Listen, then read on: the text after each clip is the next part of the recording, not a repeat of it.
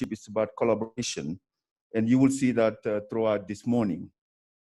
And again, we are here at the Denver Botanic Garden. So this is a place we call home.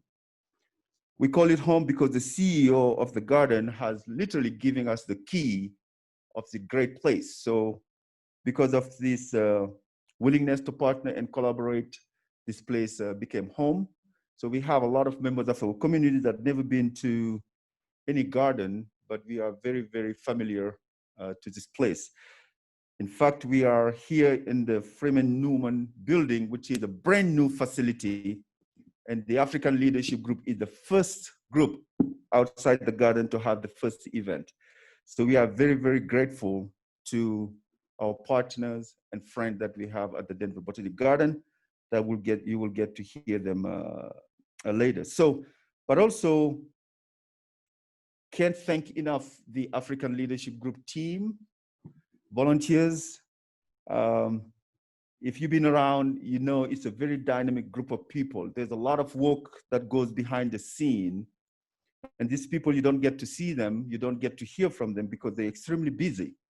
And if we pull an event like this, it's because of a great deal of work they're doing, naming Laurie Collier, Eve, Usman, Amadou, and all the volunteers that we have, and intern, Alphonse, Dr. Ann. But also the board of directors play a vital role because the board of directors are very involved in the committees as well. And you will see some of them because this event is put together by the Business Economic Committee, led by Solomon Mwanga, that you will get to hear from. And we owe them a big thank, and because just the work they're doing is incredible. And as I mentioned to you earlier, we're just waiting on the governor that will be introducing,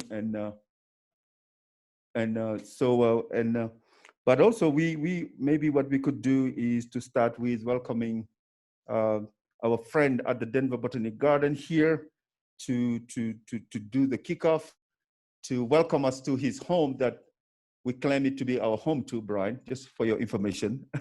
So, and this is someone that I call a mentor, a friend. I tell everybody, I like to think that I'm smart, but anytime I interact with somebody that's smart and wise, I just make them a mentor of mine, and they don't have the choice. Ladies and gentlemen, help me welcome Brian Vogt, CEO of the Denver Botanic Garden. So thank you, Brian. Papa, thank you so much. This has been a very special week for Denver Botanic Gardens because we feel such a kinship to you and the entire ALG community. When you wander through the gardens, and I hope you'll take a little bit of time to do that during a break or after the session concludes, I hope that you'll see a celebration of life from all around the world. And we do that in plants, but we also do that in people. And we are truly hoping that the entire community will see the gardens as a second home. We are determined to get through very difficult times in a way that protects the life and dignity of everyone we work with and all of our visitors. I can't tell you how honored we are that the very first group to come and experience this brand new facility is ALG. You are wonderful friends of ours. We have learned so much from you. I really do know that we are partners in this, the job that we all have of creating a better world. I'm also absolutely stunned by the technology that has gone into this. The fact that we have this small, very dispersed group within the auditorium itself, but then we have hundreds of people out in social media, online, that are able to experience these great panels and these discussions about how to progress economically and in a community sense. And that is testament to the ingenuity and the hard work of so many people to put this together. So we celebrate you, we thank you, we are here for you. Enjoy the gardens, and I hope at least for a moment on Saturday evening we can stand 6 feet away and say hello to many more people in the community. Enjoy your time here. Thank you. Thanks. Thank you. Thank you, Brian. And I can tell you every word he mentioned here, he means it, and you will see that on Saturday. This is home for us. And now we know we have our governor online, and and I will try to read his bio. But the best way I can introduce him is he's a friend to the community. He had made his office and himself available to the community. And we are very blessed and lucky to have the highest elected official in the state of Colorado to count among our friends. And everybody knows his bio, what he has done. But for me, the best way to introduce the governor is somebody that we call a friend, somebody that we call a leader, somebody that always willing to make himself available to work and partner with us. Ladies and gentlemen, help me welcome our governor, Governor Jared Polis of Colorado. Thank you, Governor. We are very honored to have you. Thank you for being with us this morning. Oh, thank you. And I want to thank you, Papadia, for inviting me to speak today. The 5th annual Afrik Business and Economic Summit. I know this one is a little different than the previous ones, but I want to thank Papadia and Brian Vogt and Betsy Markey, who heads our Office of Economic Development, Professor Osei Asibe, and really everybody who's joining us. It's great. I get to see some of your faces, and it's wonderful to see so many great Coloradans. I think we all wish we were meeting under better circumstances. We have a dual emergency, a public health emergency, and then the economic emergency that comes out of that. Now in Colorado, we also have a third emergency, and that is 4 raging wildfires, including one that is, I think it's already now the 3rd largest in our state history near Grand Junction.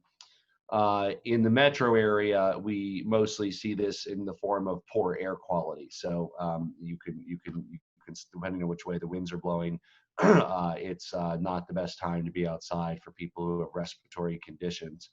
We are a hot, dry state. Most of our state is in drought. It's one of the reasons that we're leading on climate change. We're also going to do everything we can to reduce the likelihood of additional fires. We have a statewide fire ban that's now in place. I want to express to the African community, of course, my heart goes out and my personal condolences to the friends and family of loved ones of the Diol family who perished in another fire, a much smaller fire, but one that had a great human tragedy to it. And, you know, when a tragedy hits any member of our community, it really hits us all. And we're all brokenhearted as a state. And I hope that as a state, our condolences to the Diol family can be conveyed. You know, Colorado is strengthened by our diversity, and our African community is an exciting, dynamic part of that diversity.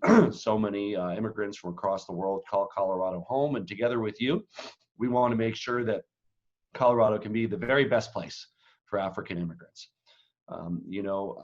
We are all worried about the coronavirus pandemic, and that extends for our immigrant populations to many of their friends and family in their old countries that are also worried about the pandemic. Here in Colorado, it's been 6 months since we had our first case. We're doing better than many other states. America as a whole is not doing as well as many other countries, and we need a better national response. But in the meantime, we're doing our best to make sure that kids can go back to school in a safe way, and people are able to get back to work, and we're able to get to some degree of normalcy, even as we take extra precautions, right? And that's why the mask wearing is so important, the social distancing, reducing our interactions with others. We are succeeding at doing that. If we continue to succeed at doing that, we can get through this, and the sooner we can get through this, the better for saving lives and the better for our economy. We're also really focused on the economic impact of the pandemic. It's disrupted global supply chains. It's cut off tourists from Colorado. It's really led to layoffs. It's just been really, really tough. We have a $250 million loan program for the state. We worked on the climate program, and very important for the African community, which has so many entrepreneurs and business people. We are very shortly launching the Energize Colorado Small Business Grant and Loan Program. So this program provides up to $10,000 in grants, up to $35,000 in loans for small businesses. And we want, Papadia will do a good job getting the information out and the website and all that. We'll make sure you all get that. But it is prioritizing minority immigrant-owned businesses, especially businesses that weren't able to get the Paycheck Protection Program, the PPP. Maybe they were too small, maybe they didn't have a banking relationship, maybe the owners are undocumented, whatever it was. We want to make sure those businesses go to the front of the line to get the $10,000 to $35,000 piece from the state. And then when there's some left, businesses that did get PPP will also be able to get some of that. So we really want to partner with you, with the African community, with Papadia. There are so many small businesses owned by African immigrants, and we want to make sure that they're able to get through this and be ready for growth in the future. And I'm really excited about those opportunities. Our Office of Economic Development and Trade has a minority business office that will help facilitate these programs. The Energize program is for companies that have less than 25 employees. And I think I said 10,000 in funding. It actually goes up to 15,000 in funding. That was a mistake. So 15,000 in grants, 20,000 in loans if they want them. So that's up to 35,000 for a small business, which can be life-saving.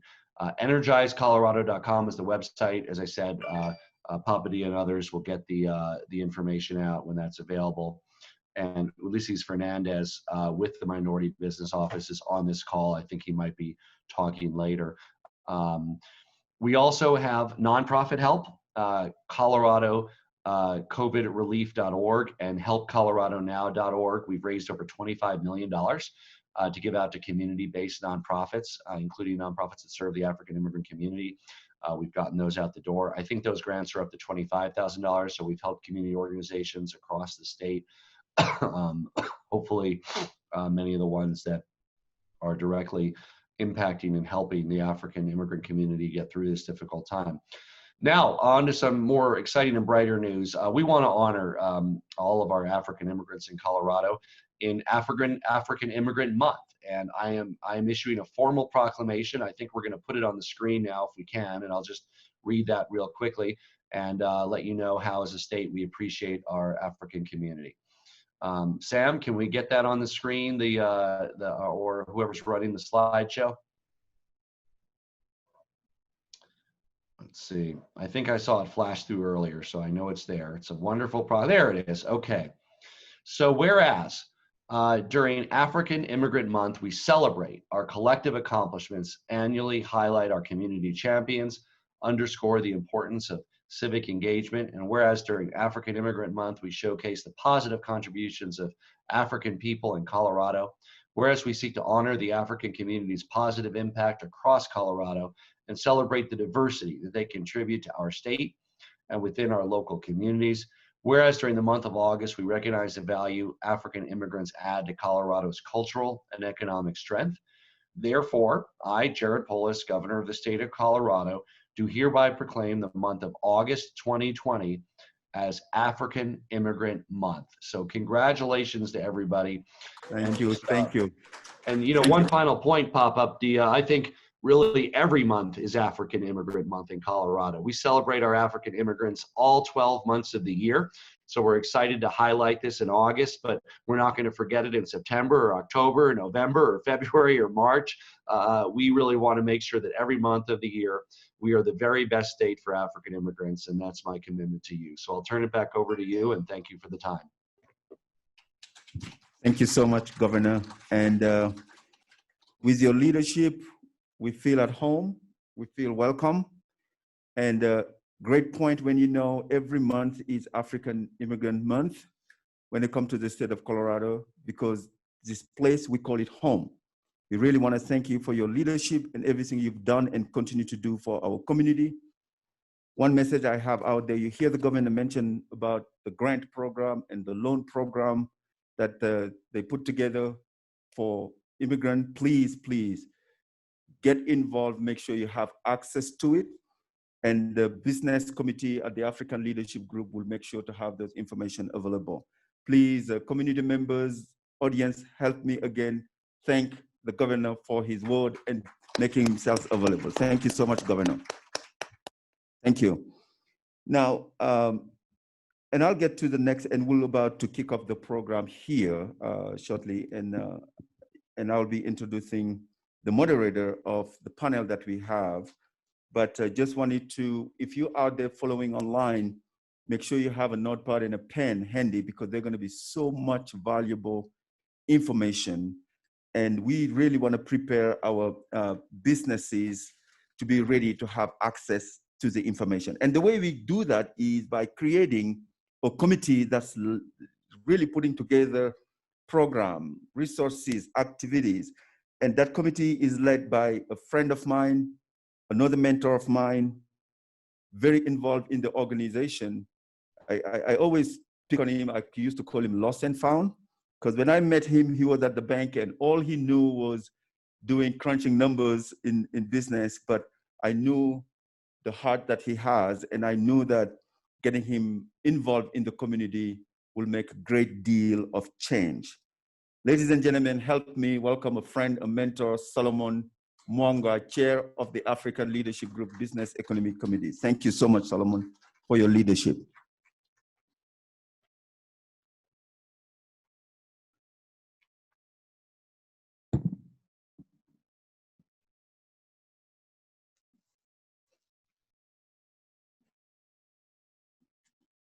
Thank you so much, Papa. That's a really, really hard act to follow. Again, Papa is a fearless leader. He's provided us a platform to contribute and give back to this community. And like Papa mentioned, my name is Solomon Mwanga, commercial banker, vice president with Midwest One Bank. And I'm proud to serve the community and the African community in Colorado as the chair of the Business Economic Opportunity Committee. So first, I'll kick it off real quick by reemphasizing the goal of the community, the committee is to provide a vehicle to accomplish some of the goals of the African Leadership Group. The mission is to help, the mission of the African Leadership Group is to help the African diaspora integrate and prosper by connecting cultures, developing strong community leaders, and advocating for economic, social, and educational impact. Our task as the Business and Economic Opportunities Committee, or BEOP, is to ensure that ALG meets its economic impact goals. Therefore, our goal is to make sure we put members of our community in a position where they can identify opportunities, win markets, create jobs, and be thriving business owners so that they can better themselves, our community, and the state of Colorado at large. So we achieve this goal by several different ways. The main three ways are: we hold quarterly workshops and events, we do leadership development, and Papa's not had a chance to talk about it, but we have Leadership Africa that ALG runs. We also identify different partnerships and sponsorship opportunities. So before I move forward with our panel and panelist topics, let me introduce some of the members of the current serving committee members. I cannot do this important work by myself. I have about 6 members on my committee. We always welcome more talent if you're interested. We have Tayo Okwande. Tayo is going to be one of the panelists, so you get a chance to meet him and talk to him a little bit more. We have Lee Tolko, another banker. We have Maricela Paraquez. We have Rosie McDonald. And Papa Dia, an honorary member. Then we have Jamal Bowen. I would be amiss not to mention that we're supported by the highly talented ALG staff of Lori and Amadou Deng, Lori Cooley and Amadou Deng. So I just want to thank them. So without much further ado, let me launch into the topic for this, this morning. Africa Impact Week, the theme is the value in our common voice. Within this theme, we built the sub-theme, for the business event today, and it's how to build a sustainable, winning, and competitive business culture during and after COVID-19. So first, we're going to kick this off with a panel discussion along two topics within this theme. The first topic will be business planning, agility, and winning markets. And then the next topic within that panel is the importance of training as part of business planning in order to acquire new skills in driving business development and growth. So allow me to introduce our panelists. I have 4 panelists. There will be 3 panelists, beg your pardon, who are going to be presenting under these topics. The first panelist, and I believe all of them are virtual, so we don't have them in person here. So they're on the screen right there. So a real quick bio on each panelist. Ulysses Fernandez is a program manager with the Colorado Minority Business Office under the Office of Economic Development and International Trade. Ulysses is an entrepreneur and a former administrator of a nonprofit organization.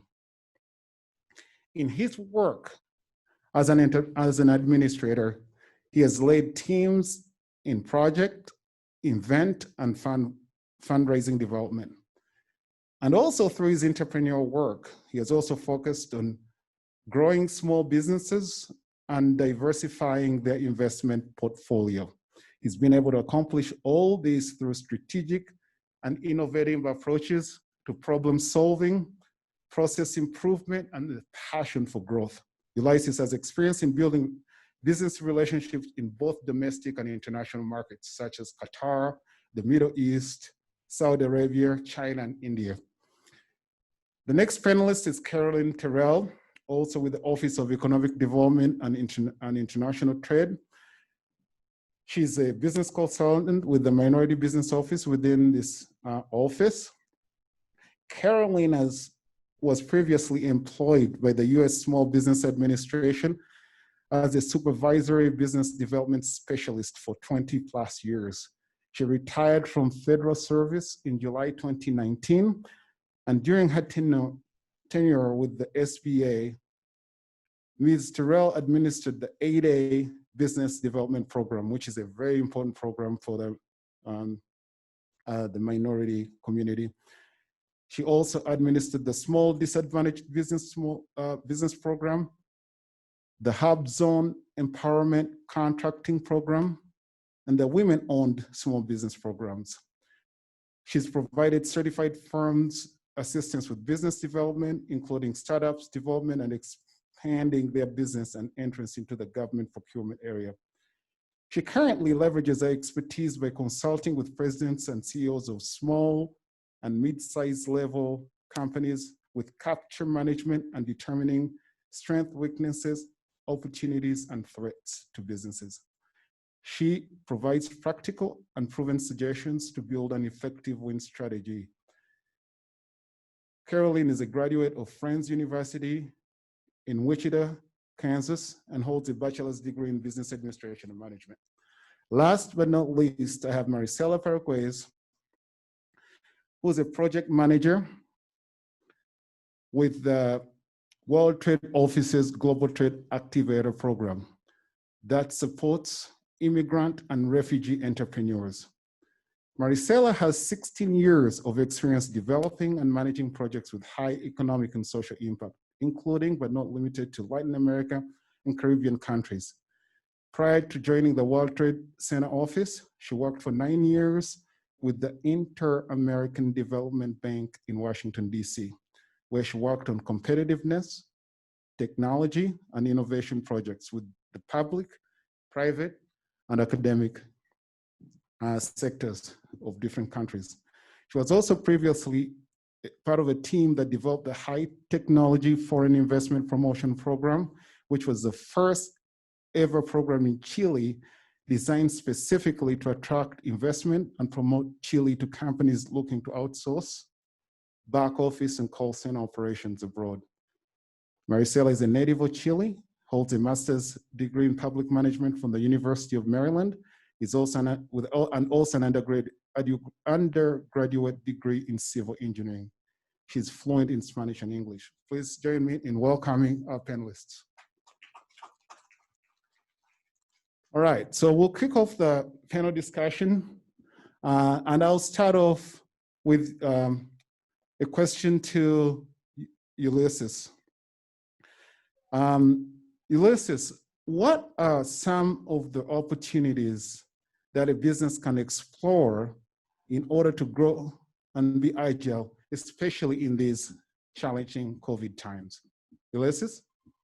Thank you. Thank you for the introduction. I appreciate it. I think that the economic climate has really just changed for us, where some of the traditional forms of businesses generating revenue, if they are a brick and mortar location, or if they are a service business where we depended previously on networking events, that has created a lot of limitations for us and that foot traffic.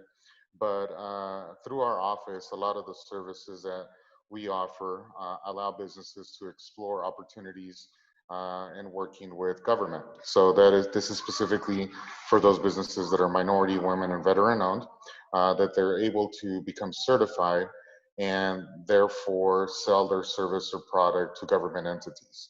When I say government entities, this can be anywhere from the federal government, thinking about, let's say, the Department of Energy, the Department of Defense, or as we look at a smaller scale at the state level, this could be the Department of Transportation, the Regional Transportation District, or at the municipal level, even in working with organizations like the City and County of Denver, Denver Public Schools, or maybe the university systems. So there's a lot of opportunities for businesses to explore there. And this is institutions or entities that, as we know, have continued to operate. They continue to have demand for services or products. And I think as entrepreneurs, we should explore those different opportunities that are before us. So this is something that the Minority Business Office can support entrepreneurs with. And the way in which we do this is by meeting with the business owners, with the entrepreneurs, exploring what their particular situation is, what their product, what their service is, and then looking at which of these entities might be the best for them to target in order for them to continue to sustain themselves, and then potentially also growing even under the current circumstances. Thank you. Now, how would you advise business owners to plan within the context of our topic of agility and winning markets during this time? So for me, I think one of the most important things is education. And when I say education, is asking questions to anyone and everyone that is willing to listen to you, that is willing to answer about what resources might be available to you, what methods might be available to you to change the approach that your business will continue to operate. So one of the things that the Office of Economic Development and International Trade, which again is where the Minority Business Office is housed at, has done since the month of March is been to be innovative and creative about how do we continue to support small businesses when we know that circumstances have changed. So whether this be by developing new programs, grant programs, such as the Governor Polis was mentioning earlier with Energize Colorado, or if there's new funding opportunities, or even interpreting information that might be coming down from the federal government, such as was the case with the EIDL program or the PPP program, then we are one of those resources in the community that can support you. At the same time, one of the ways in which we view ourselves is also as a hub for information, where if we're not able to resolve or share information with you about something specifically, then we can connect you to that resource that might be able to help you. So again, I think education and identifying those resources truly is key. So make sure you ask lots of questions. Absolutely. And I know Maricela will be expanding a little bit more on the importance of education and training. But I thought along this topic of agility, this question is for Caroline. I know you're a huge technician on a business. I would phrase the same question in a different way to you. How would you advise business owners to plan within the context of agility and winning markets during this pandemic era? Thank you, Solomon, and thank you, the ALG, for having me this morning. When I looked at and when I thought about the question that you posed, I thought about, what does agility mean during this time? Honestly, such a time as this. But I do believe that agility, when we look at it from a context of business, means being adaptive. That means being able to shift, prepared to shift to meet the needs of that end user or your customer. Also being creative, looking at new ideas to create that total customer experience, focusing again on your customer, and also being resilient. Currently, during this COVID time, obviously, we don't know what's going to happen. However, we have faith, and we know that if we stay resilient, we can also look at measuring inputs and outputs of your business and what that looks like in its totality. So talking about measurements, could you give us some specific examples or some anecdotal remarks around how businesses can measure outcomes versus output? Yes. So when we look at outputs, we talk about measuring, telling your story of what you produce, the products that you create. If you're in a restaurant, the number of burgers, number of plates, or looking at the service that you may deliver. They are actions or items that contribute to achieving that outcome. They also support the activities of desired results. When we look at your outcomes, the outcomes in and of itself measure the meaningful results or value that you've created for that total customer experience. Outcomes look at what your business wants are and what your needs are to achieve. It also quantifies like true performance. It looks at the success of the process also that you put into place. And honestly, it's a way to gauge the business success, those results. So real measuring of your business success comes from making those meaningful improvements of those outcomes that you measure. So to give you kind of an example, I thought about what would be a practical example.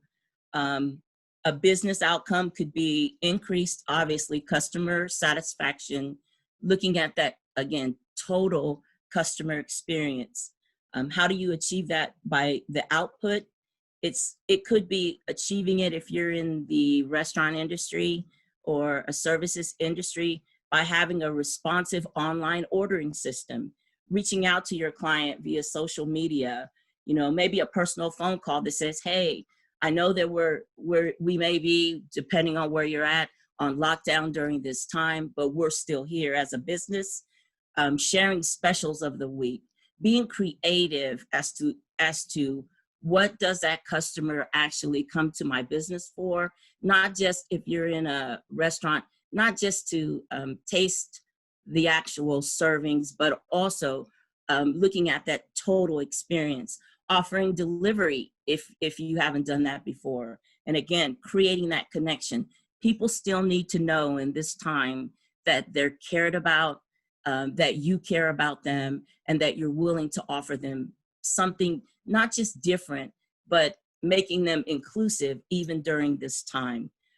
If you look at, say, for instance, an IT industry, if you provide computer hardware or software, some of that output would be you're wanting to do what? Increase knowledge in the IT, maybe increase IT careers. That outcome would be, obviously, for that individual customer, attaining educational attainment as it pertains to the IT, attaining occupational positions, a job, or even helping that customer think about how do I take this a little farther and becoming a role model. So those are some output, input type or output, outcome type experiences that maybe from a thought-provoking process or when you have time to sit down and think about it, that a business owner should really look at. Because again, during this COVID time, you're not gone. You just have to be creative, adaptive, and look at a different way of remaining resilient.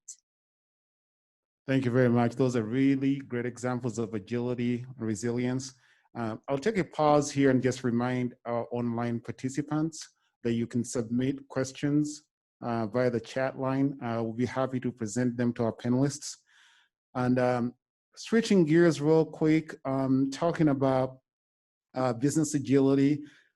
This question is from Maricela. I'm just curious, Maricela, what factors do you consider key in driving business development and growth? Also with the challenges being posed to businesses by COVID-19.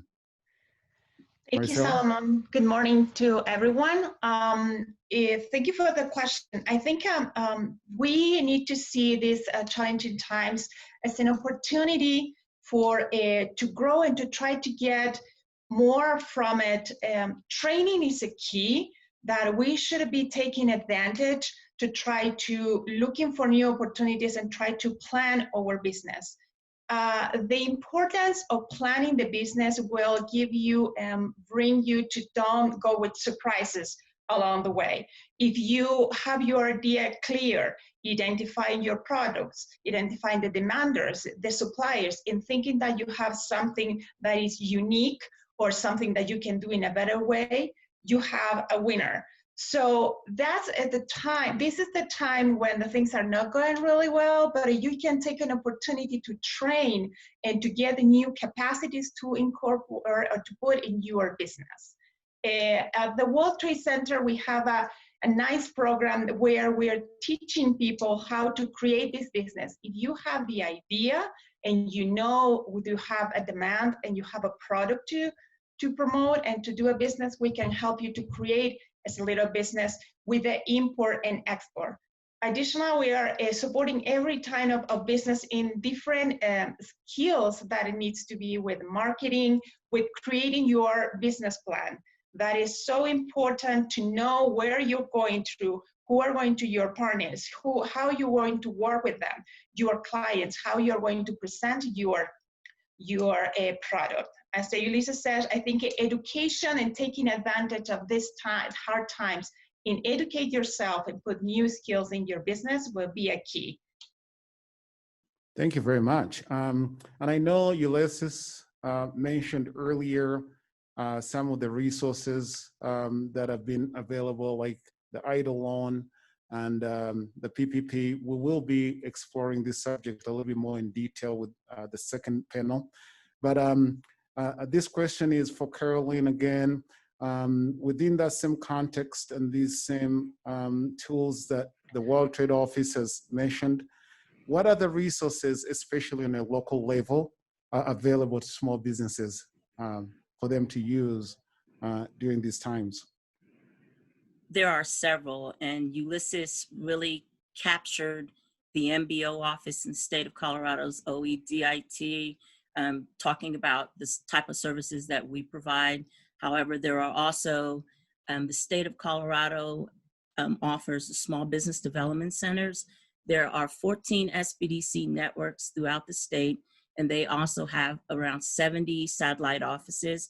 They provide marketing, business planning, accounting, social media strategies, international trade information, business valuation, exit strategies, e-commerce, you name it. There's consultants that provide counseling services. There's also classes. The other resources, or some of the other resources, are the Women's Business Center at Mikasa Resource Center. Mikasa supports entrepreneurs through all stages of business development. They help business entrepreneurs explore, launch, and grow their businesses through bilingual consulting, in-depth training, and a variety of business-related workshops. There's also the Colorado Procurement Technical Assistance Center. It's called the PTAC. What Colorado PTAC does is they actually help small businesses grow in the federal, state, and local government levels with contracts. The PTAC is funded in part through a cooperative agreement with the Defense Logistics Agency. They provide, what the PTAC does is determine suitabilities of government contracts, identify bid opportunities, talk about teaming and joint venture arrangements, various certifications to do business, registering businesses to conduct business with the government as well. There are many more resources out there. What I would say is, don't be afraid to engage, even if you feel that there may be a language barrier. We are here to help. We will find, if there's translation that needs to be had, we will find that. Do not be afraid to reach out. Ask the questions. As Marcella said, education is key. We want to make sure that we reach, teach, and touch. So use the resources that are available, because the other thing about these resources is many of them are free. Again, free. So please reach out to us. Thanks, Caroline. Then real quick, we're getting to run the wrap-up time for our discussion, but I want to have Ulysses kind of make a quick comment on any other resources on more of an international basis that you think businesses can leverage to grow their business here. Definitely. Thank you, Solomon. And I did notice, for example, there's a couple questions on the chat. So one of them is the Colorado grant programs or funding programs, are they available for startups? Generally, some of these grant programs are going to be applicable more to those businesses that have been in operation at least 6 months.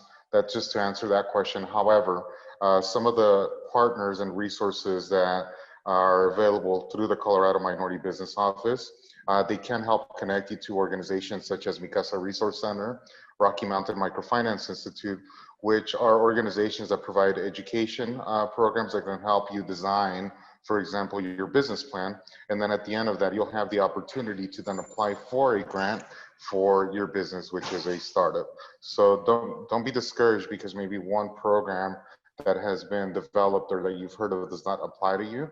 There might be something else. And this is where I say, continue to ask questions, continue to meet different people, because there always will be something for you. Yes. Now back to your question, Solomon. What I would say in terms of resources for international trade, I think that as Maricela, who we have here present, the World Trade Center is an excellent resource. They have a network of World Trade Centers all around the globe, which if you're looking to connect with a different country to, excuse me, either import or export a product, the World Trade Center is an excellent resource for that.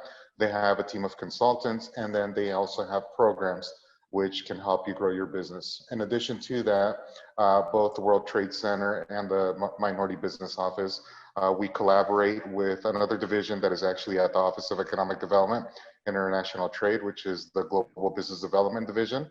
Within this is housed a program which is called the STEP program, which is funded by the Small Business Administration, or the SBA. And this is for businesses that are looking to trade with different countries, and they provide a grant for entrepreneurs that are either looking to, let's say, translate their website into that language specific to that country, or develop some marketing material, or develop some relationships, or in the past also when there was less travel restrictions, you were able to travel to that country to either a trade show or meetings, and this was a great resource. And again, this is called the STEP program, which is managed out of my office. In addition to that, there's also the U.S. Commercial Service for those businesses, again, to engage in international trade. They have also great programs and a great team of consultants that can help you. And through the city and county of Denver, we have the City to City program and their Global Business Development Division as well, which can support small businesses looking to do trade. Finally, but Carolyn already mentioned, this is the Colorado Small Business Development Center, as consultants that are also experts in different areas that can help you plan for that international trade initiative that business owners might have in mind. Thank you. Excellent. Thank you so much for sharing those resources. And Again, we do have some questions coming through the chat line. I will get to those momentarily, so be patient. Just switching gears real quick, I want to direct this question to Maricela. Maricela, I want to, in your experience, I want to know, where do you see most businesses falter or fail within these aspects of idea to implementation, business development and growth and training? Thank you, Solomon. Well, that's a very important question, because I think with our experience at the World Trade Center, the part that has been more difficult for businesses and where they can fail definitely is the planning. Through the process, when you are creating, especially an international business, you need to go through so many many steps that can help you to get more with a more certain time over the developing the business. So, for example, when you start to planning your business, you need to be aware of the regulations that are abroad, how you're going to create your logistics, how, if you have the clients abroad, how you're going to get to your clients, who is going to help you to get there. So it is important, the planning, and that's why our training and in our partnership with the Minority Business Office, we are doing the international training for international business. We go every step of the way in creating just the plan as a whole, the financial plan, the legal part of creating a business in Colorado and going abroad. You need to go so many regulations and things that you need to, even the changing of the tag in your product, that some countries needed to do it in a different way. They asking to do it in a different way. If you have a product and going abroad and spending your money, and when you are going to the port have different regulations too, as we have here in the US. So you need to be sure that bringing your products abroad, you will be able to take it out of the port and to get to your clients in a manageable time. So it is a planning and creating the way to do the business. That is where most of the business fail. Sometimes they think that it's just to put your products in a box and send it abroad, or put it in your country and bring it over here. US have several regulations which we are training our people and people that want to export or import in our program. So it's important, again, planning, looking very step of the way, talk with people that have been doing this before. They know what to do. We have the biggest network on international trade in the area and in the world. We have more than 100 different offices for World Trade Centers all over the world. So we have connections.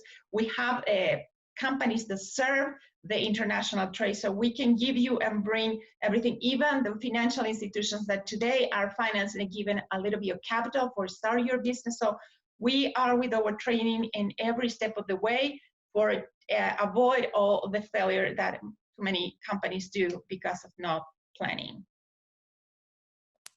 Thank you. You touched on a really, really important point, which is capital. Just a quick story, personal story. When I first moved to the US 28 years ago, I thought about starting a business, which was to basically, I wrote a business plan, used the World Trade Office actually to research for exporting cell phones. You know, cell phones were really new 30 years ago to Africa, and I literally got laughed out of the room, but it was very intimidating, and I fast forward today, I wish I'd done that because that was an opportunity.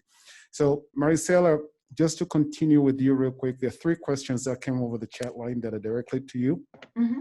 The first one is, how seasoned does a business have to be in order to utilize the programs you're describing at the World Trade Center? And I know your list has mentioned 6 months, but I don't know if it's a little different for your office. No, for this, we have the people that are wanting to start our program can do it throughout the year. Our program runs about more than 35 classes in different topics throughout of the years. We are moving our platform to directly for online classes, but because the program is 48 hours of training. Okay, so people can, which is about 10 classes, where people can choose within the more than 35 classes that we put it throughout the year. So they can join the program every time. When we work with the Minority Business Office, they do an application through them, and they come to our program normally in about October, because they just finished the applications now in August. Wanted to go abroad, and then they come to our program. The program you can finish if you go through there in about 10 months or more, or less. It depends how much time you wanted to dedicate to the studies, but should be 48 hours of training chosen by 35 different alternative classes approximately. Thanks. I think that's great information. I think also the participant wanted to know whether it's available for startups or just seasoned businesses, existing businesses. It's for both. We are helping businesses that are already created and some that are coming from just an idea. If they wanted to start with the idea, we help them to create the whole business plan. But if it is just a business already running and they need to improve their logistics, their contacts with better transportation companies, they are a contact in the country that they are importing from. That is, we also have the tools to help them in that stage. So with our program that we call Global Trade Activator, we receive any type of business, business importing or exporting, but in any stage of the business, already running or just coming from an idea that they think that can work for this type of business. Then another question, and it can be any of the panelists. This is directed to any of the panelists. How can you help us to connect our African market product in the USA market? So all throughout Denver. So they want to know what resources either one of the panelists, the offices that you represent can help when you're exporting to, when you're importing goods from Africa to the Colorado market. I can take a little bit of that question. I wanted to put an example. We started with one participant that came to us in about July last year, 2019. He is from Cameroon, and he has a farm in Cameroon back. And he came with several ideas at the beginning to say, I wanted to bring the coffee from my farm. I wanted to be the chocolate beans. I wanted to be. He has many ideas. So we start to work with him and to try to concentrate on the things that are more easy to do at the beginning, to know the process and to try to incentivize him to do it later on with the other ones. So we chose the chocolate beans. He started to import it after to do his business plan with us and review it with several consultants. We present him to a financial institution and he has his loan. He started to import the coffee in January of this year, 2020. And right now in July, he is landing and started to sell in Colorado. He brings the coffees over here. He processes them and creates the chocolate here with his family. He packaged them and he's selling them. So we help him in every step of the way. Even if when he started to, he landed, he has the website. We help him to create his accounting system. We help to take the professional photographers to put it in the website. We have a students assistant working. It was a team of about 8 people through the whole process, helping him to put this down. And you can find him now. His products are bibamba.com. You can see how much he has been done. So in the whole process, and he's very happy now. He's in the market and selling in less than a year. He was very dedicated to this step of the way. So we push him and now he is in the market. So that is a good example of how we can do for somebody that wanted to bring their products from Africa. Anybody else? Ulysses, Carolyn?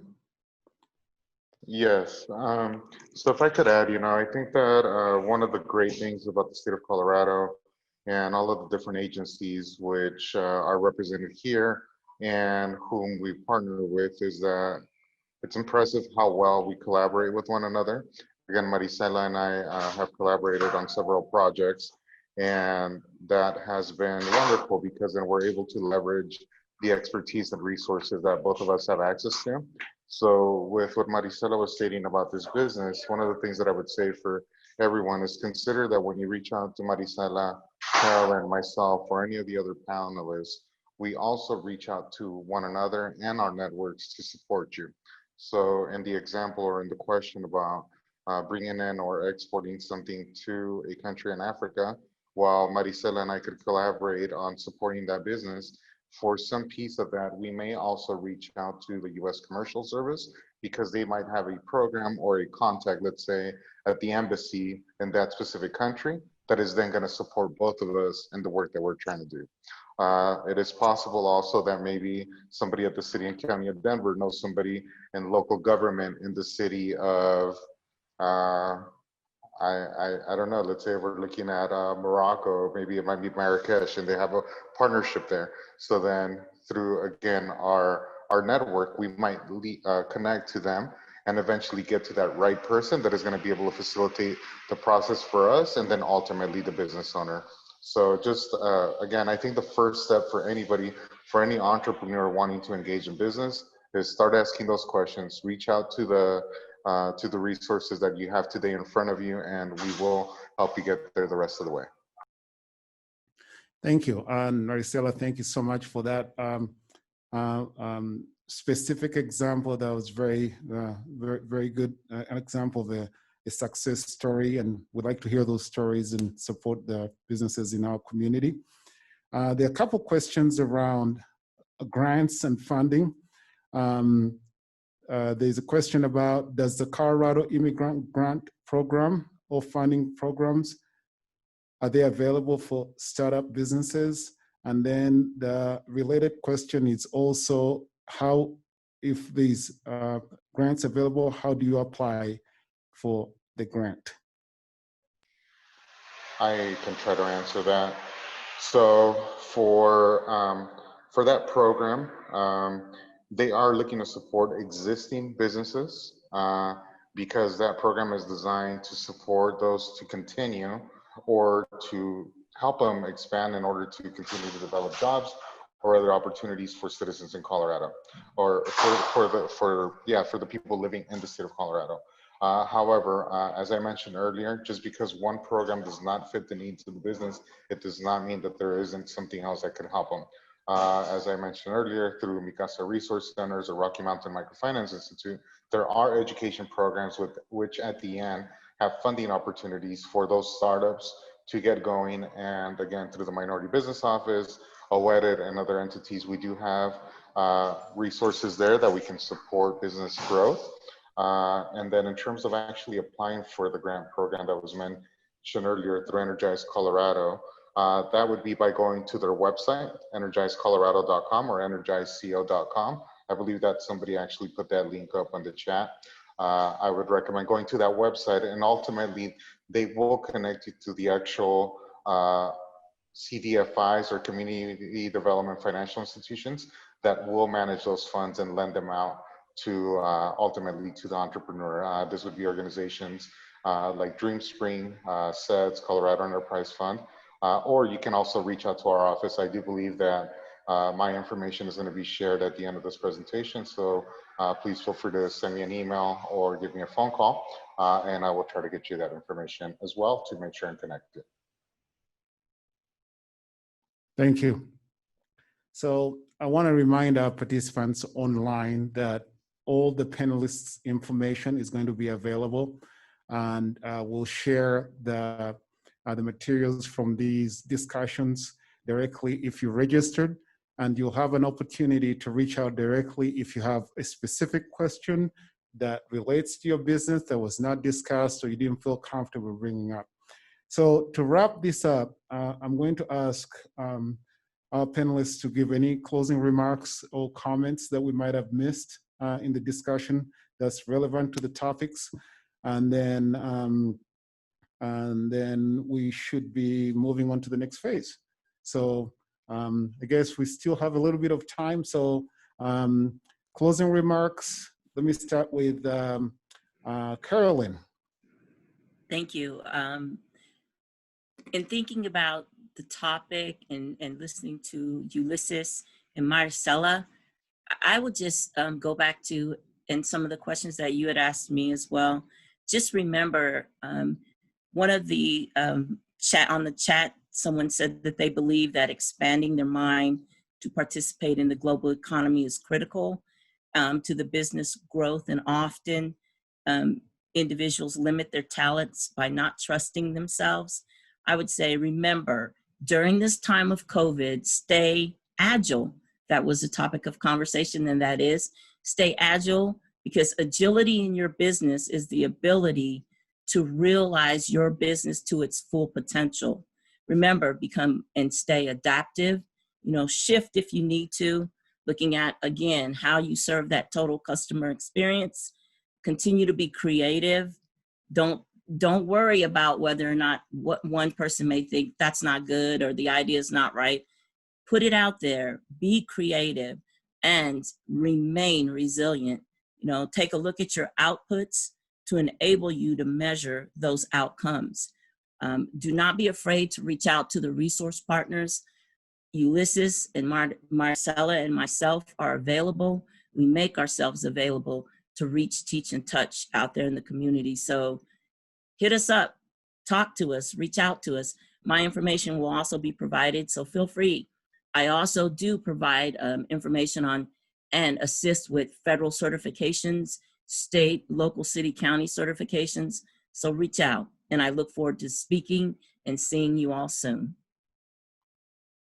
Thanks, Caroline. And I actually like the fact that your screen displays your contact information too. So that was a really nice plug. Maricela, could you maybe conclude by telling us what the best practices for business are to follow briefly from idea to implementation? Yeah, definitely. What do we do when you are coming to our business? And like Caroline said, please don't be afraid to come to us and talk. If you have an opportunity, we are going to tell you. If you need something else to do it before to start the business, we are also going to tell you how to do it. I have an initial conversation with every participant that wanted to join the program to try to discover what are the needs of their business. If according to that, we make a plan to help them along the way. What we do is create the business plan. After creating the business plan, we check it with different people and mentors that we have through the program. And after that, connected if it's necessary with companies and financial companies to get some capital to start the business. So, and after that, including we have a little fund that we are supporting our business when they are in operation. Little things for marketing, from to take a new marketing campaign to improve their website. We have been working in all of that too. So I think the key is, first of all, like Caroline said, don't be afraid to ask. Come and talk to us, and we can tell you what we can do for you, or we can guide you. As we have like Lisa said, very good connection with all the institutions that are in Colorado area, helping in different ways to immigrants. So we can guide you where to go, how to do it, or go in a step by step with you. Don't be afraid to ask. Come to talk to us, and that's the key. So it's just you have the ability and the will to try to get it, to do it, and we will help you on the way with all the resources that we have in different institutions.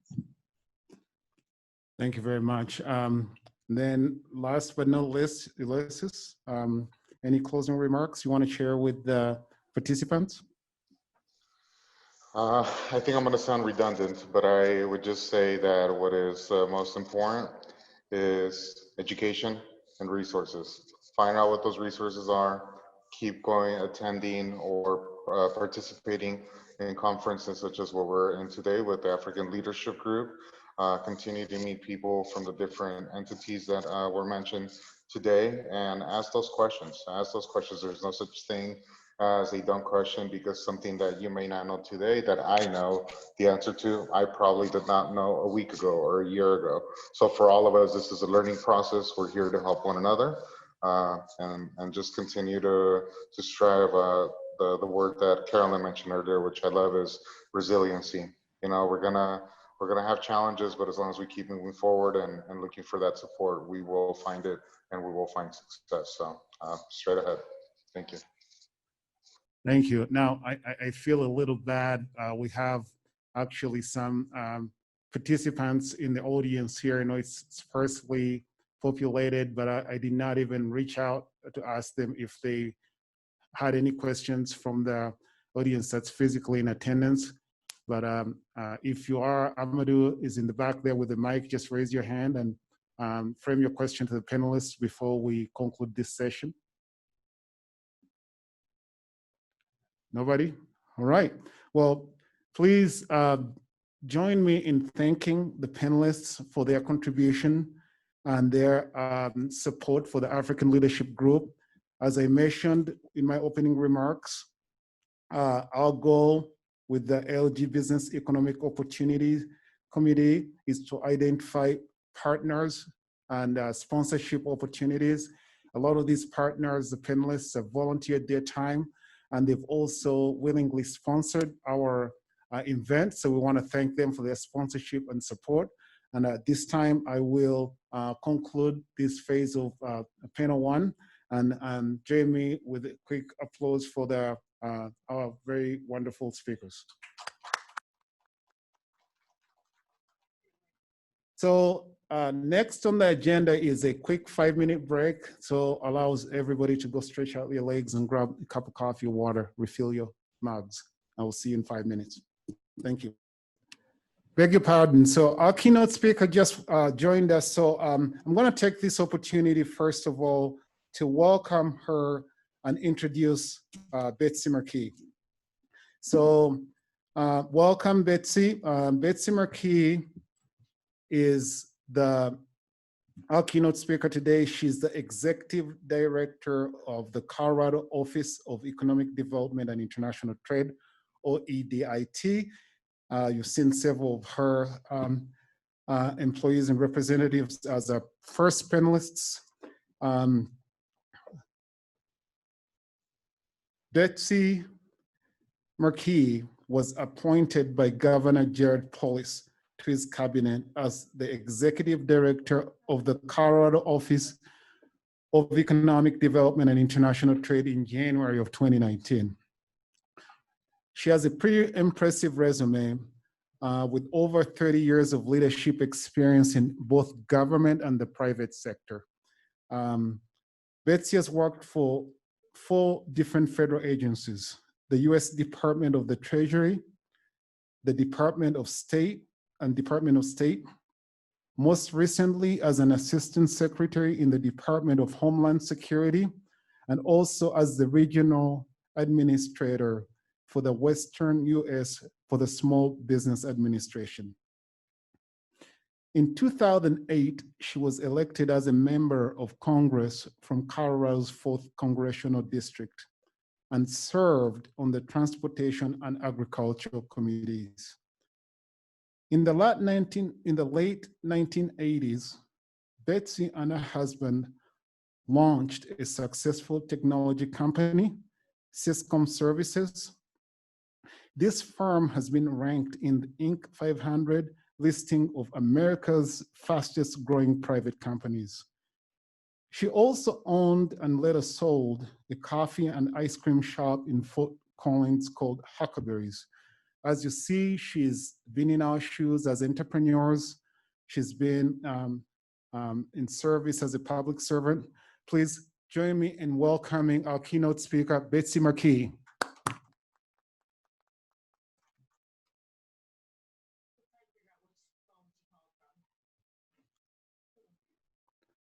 Just a moment, she'll be joining us in a minute.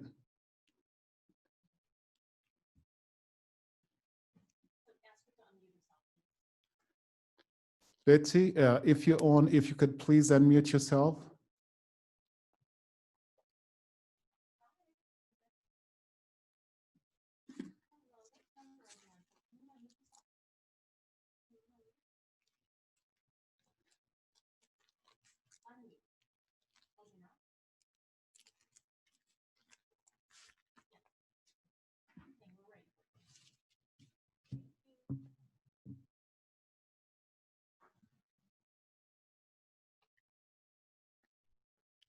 hang on tight. She is joining us. Technical challenges, so we're working them out right now.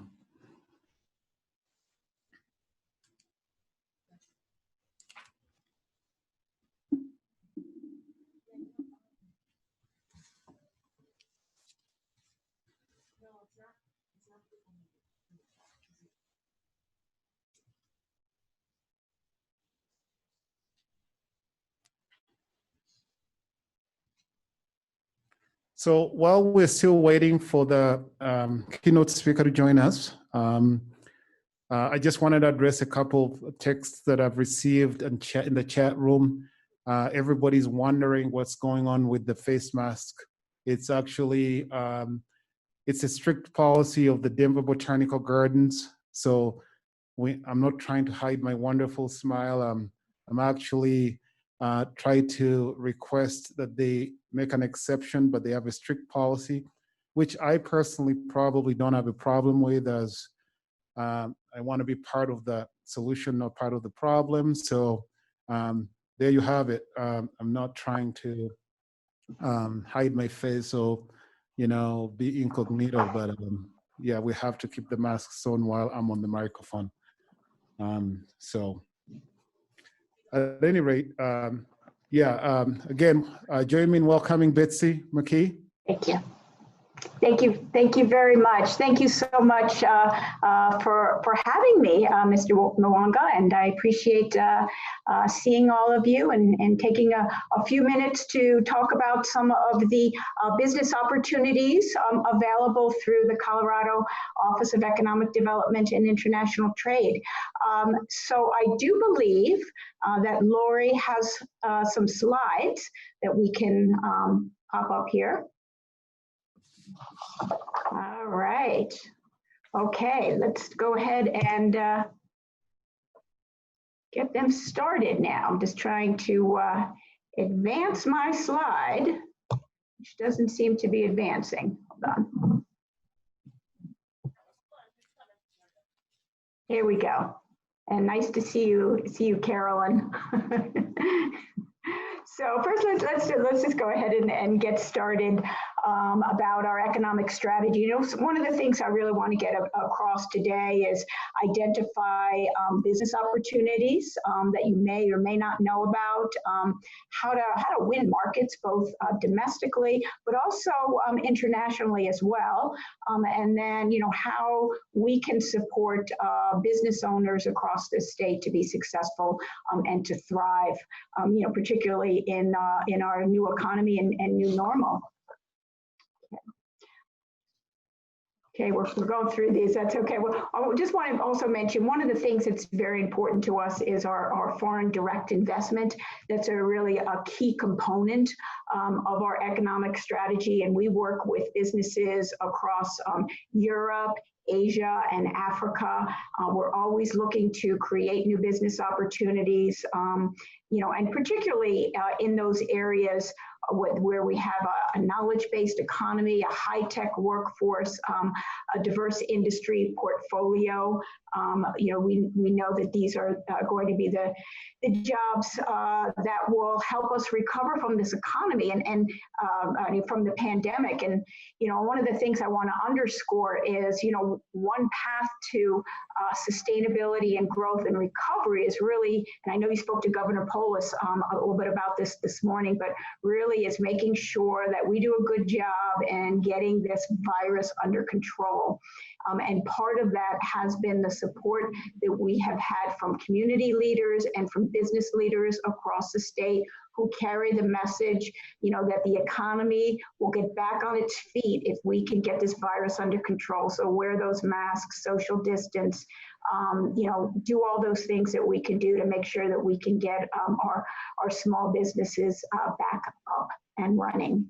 So I want to next talk about, if I can get to the next slide, some of the tools, thank you, that we have available for businesses at OEDIT, which is what we fondly call the Economic Development and International Trade Office.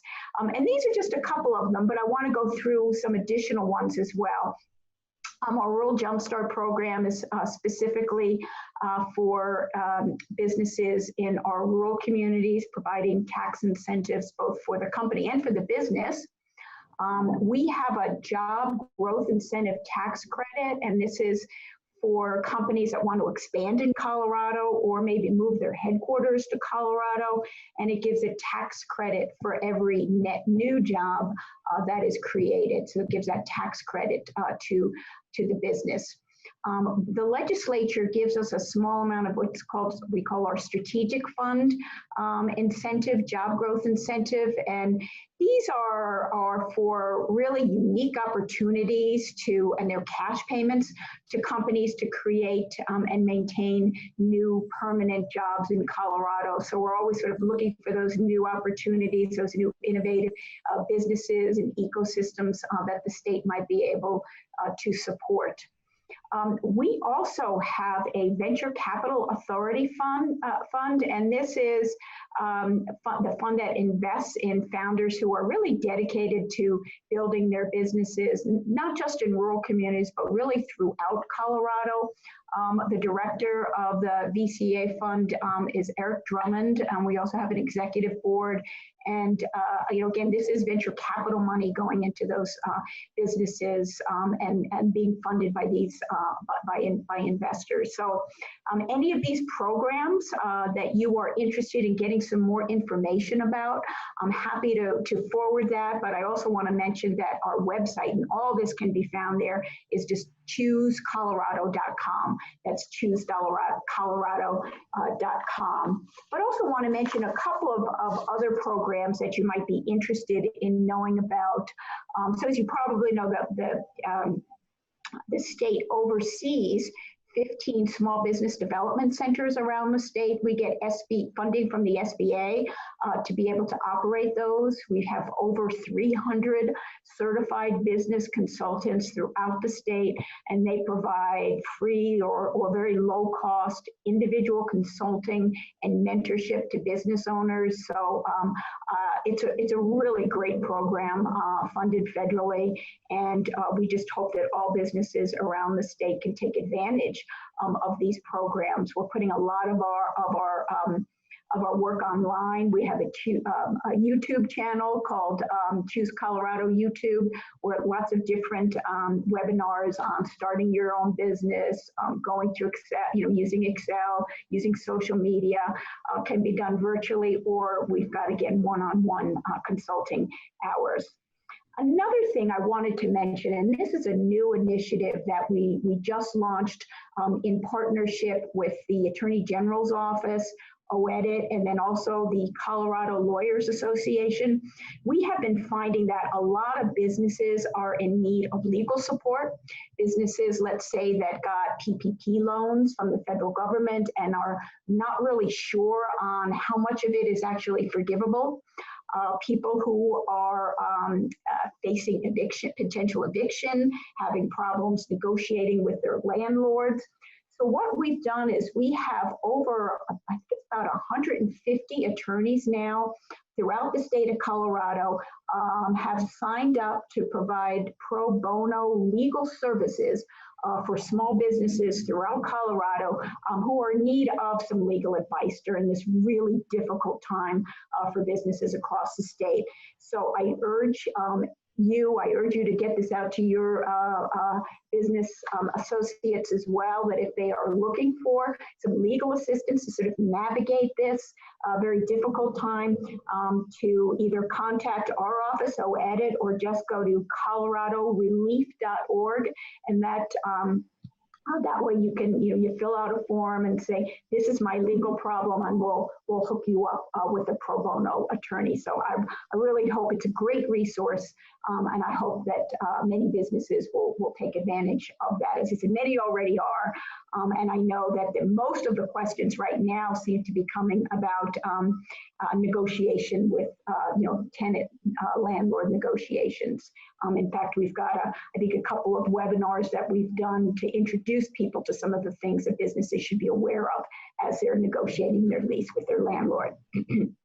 Also on our website, you know, there's over 200 sources of funding in Colorado right now available for small businesses, whether they're federal programs, state programs, local programs, philanthropic organizations that are providing loan and grant funds. Some of them are specific to specific communities. But again, I urge you, in addition to, you know, the Paycheck Protection Program or the Economic Injury Disaster Loans from the SBA, to also take a look at our website, again, choosecolorado.com. Click on alternative sources of funding, and there's just a whole lot of things. Some of them are specific to industries. It might be a music fund, or it might be specifically for restaurants, but it's certainly worth taking a look at some of those resources that are available. And so the next slide I want to talk about is our Energize Colorado Gap Fund. And we are hoping to launch this next week. And basically this came about as we realized, you know, we already have about 109,000 small businesses in Colorado received to date. It's been $10.4 billion in paycheck protection money. So that's a lot of capital that's come into the state of Colorado from the feds. In fact, Colorado punched a little bit above its weight in terms of the percentage of small businesses that we have here nationally and the percentage of money that we were able to get. And it's really been a lifeline. But we know that a lot of smaller minority businesses just didn't get access to that money. So we at the state level have created what we're calling the Energize Colorado Gap Fund. Gap meaning, you know, that some of these businesses that just haven't been able to take advantage of federal money or are still in need of additional funding. Particularly, you know, we know that grants are great, but businesses can only take on so much debt. So we have in this GAP fund about $20 million of CARES Act funding. So this fund provides, it's about 25 million now. We hope to grow that because it's federal money, it's state money, and then it's philanthropic dollars that we're continuing to put into it. But these are for small businesses with less than 25 employees. And businesses can apply for $15,000 in grant money and $20,000 in loans for a combined total of up to $35,000 per business. Now the fund is open to any business, but priority is given to minority, women-owned, and veteran-owned businesses. And particularly those businesses, we're also giving some preference to businesses in the hospitality industry because we know that you know, restaurants, for instance, have been particularly hard hit. So keep an eye out for that. EnergizeColorado.com is the website for a little bit of additional information. And we hope to, as soon as those applications open, we'll probably do a soft launch next week. But we will make sure that, you know, do as much marketing as we can to make sure that people know that these funds are available. And we're excited about that. Okay, and so the next slide, I want to talk a little bit about what, you know, we've talked to, I know that you've already heard from Ulysses Fernandez from our minority business office at the state, and then Carolyn Terrell, who I worked with when she ran the 8A program at the SBA. So I'm so glad to see you, Carolyn. I'm glad to see that you're still, you know, being able to share your expertise, because if anyone knows how to get federal contracts, it's Carolyn. So she did a really good job for Colorado. So as you know, there's just a lot of, but it takes support because it's hard to navigate federal rules, state rules. That is one of the things that we do at the state, and is to help businesses get government contracts, grant monies, export support, certifications. I want to talk a little bit about the export support as well, because I think this is one that we are looking to expand as well. Ulysses may have already told you that we've got a couple of grant programs available for minority-owned businesses that want to expand their presence overseas. So we hope that as many businesses as possible get that. We get what's called STEP grants from the federal government, state export promotion. We also have some additional money in OEDIT for export grants under our advanced industry program. So again, would love to make sure that if you have a business and you're looking to increase your presence, we can certainly support you in that. But another thing that we're also very interested in as well is and this is something in the future, but we're looking at how do we help those new immigrants who are coming into Colorado that still have close ties to their home country, have close business ties, and how can we support their businesses that they may be starting in Colorado and being able to leverage their connections again to their home country. So there's been some discussion. I know Ulysses has talked about it, and we hope to be able to do more work on it this year to really sort of an export accelerator program to really connect people to facilitate that. As we know, certainly now and in post-COVID, that our international markets are going to be increasingly important. And so we are at the state level as well, really focused on increasing our business opportunities, not just domestically, not just, attracting businesses from the US. We want to grow our existing business, but we also want to expand the international ties that we have here in Colorado. And I think that can only help all the businesses that are already here. So hopefully we'll have more on that in the near future. So the next slide. Before I'm not really finished, even though that's the thank you slide, we're missing one because I wanted to talk about a couple of other new opportunities that I wanted to share with you, and some of the other things that we're doing that may be of interest to you.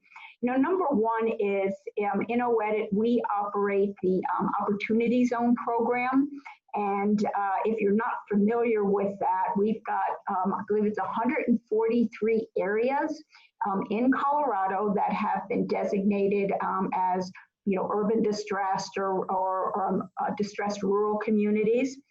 And they are in opportunity zones where if an investor comes in, they will get a capital gains tax credit for that. So we're working very closely with communities who have an interest in seeing private investment. Of course, we're being very cautious about making sure that, particularly in urban areas, that we're working directly with community leaders to promote investment that the community thinks is appropriate for their area.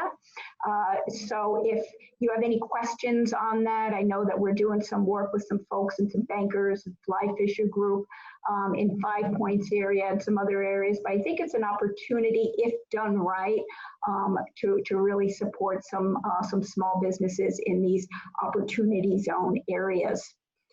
The other thing I wanted to, two other things I wanted to mention. We are going to start working soon with what's called Grameen America. That's actually a national group, and they are focused really on 50 urban areas in the United States. Denver's not one of them, but we think that we want to partner with them. Basically, this is a national organization that helps entrepreneurial women who live in poverty to build businesses by providing microloans, financial training, and support. So more to come on that, but I think that'll be a good and really important partnership for the state of Colorado to have with this national organization. This came about from some discussions that we have recently had with Mr. Robert Smith, founder of Vista Equity Partners and a Denver native. He serves on Governor Polis's Economic Resiliency Council. There's about a dozen people on there, and it's been really, really supportive in helping us to connect with some of these maybe national resources, and also with some of his companies that are already working in Colorado, and some of them that are working in opportunity zones. So more on that, but I think that that'll be a good resource to bring again into Colorado and into the Denver area. The last thing I want to mention is, so the Office of Economic Development includes some other offices that you may not suspect. So we operate the Colorado Tourism Office, which is, as you probably know, one of the biggest employers and economic drivers in the state. Last year, we had about 87 million people visit Colorado. They spent $24 billion. Of course, that's gone way down with COVID, but it's a huge economic driver. Also, the Colorado Creative Industries is within OEDIT. We get NEA funding to support artists and arts organizations around the state. So we have what's called the Arts and Society program.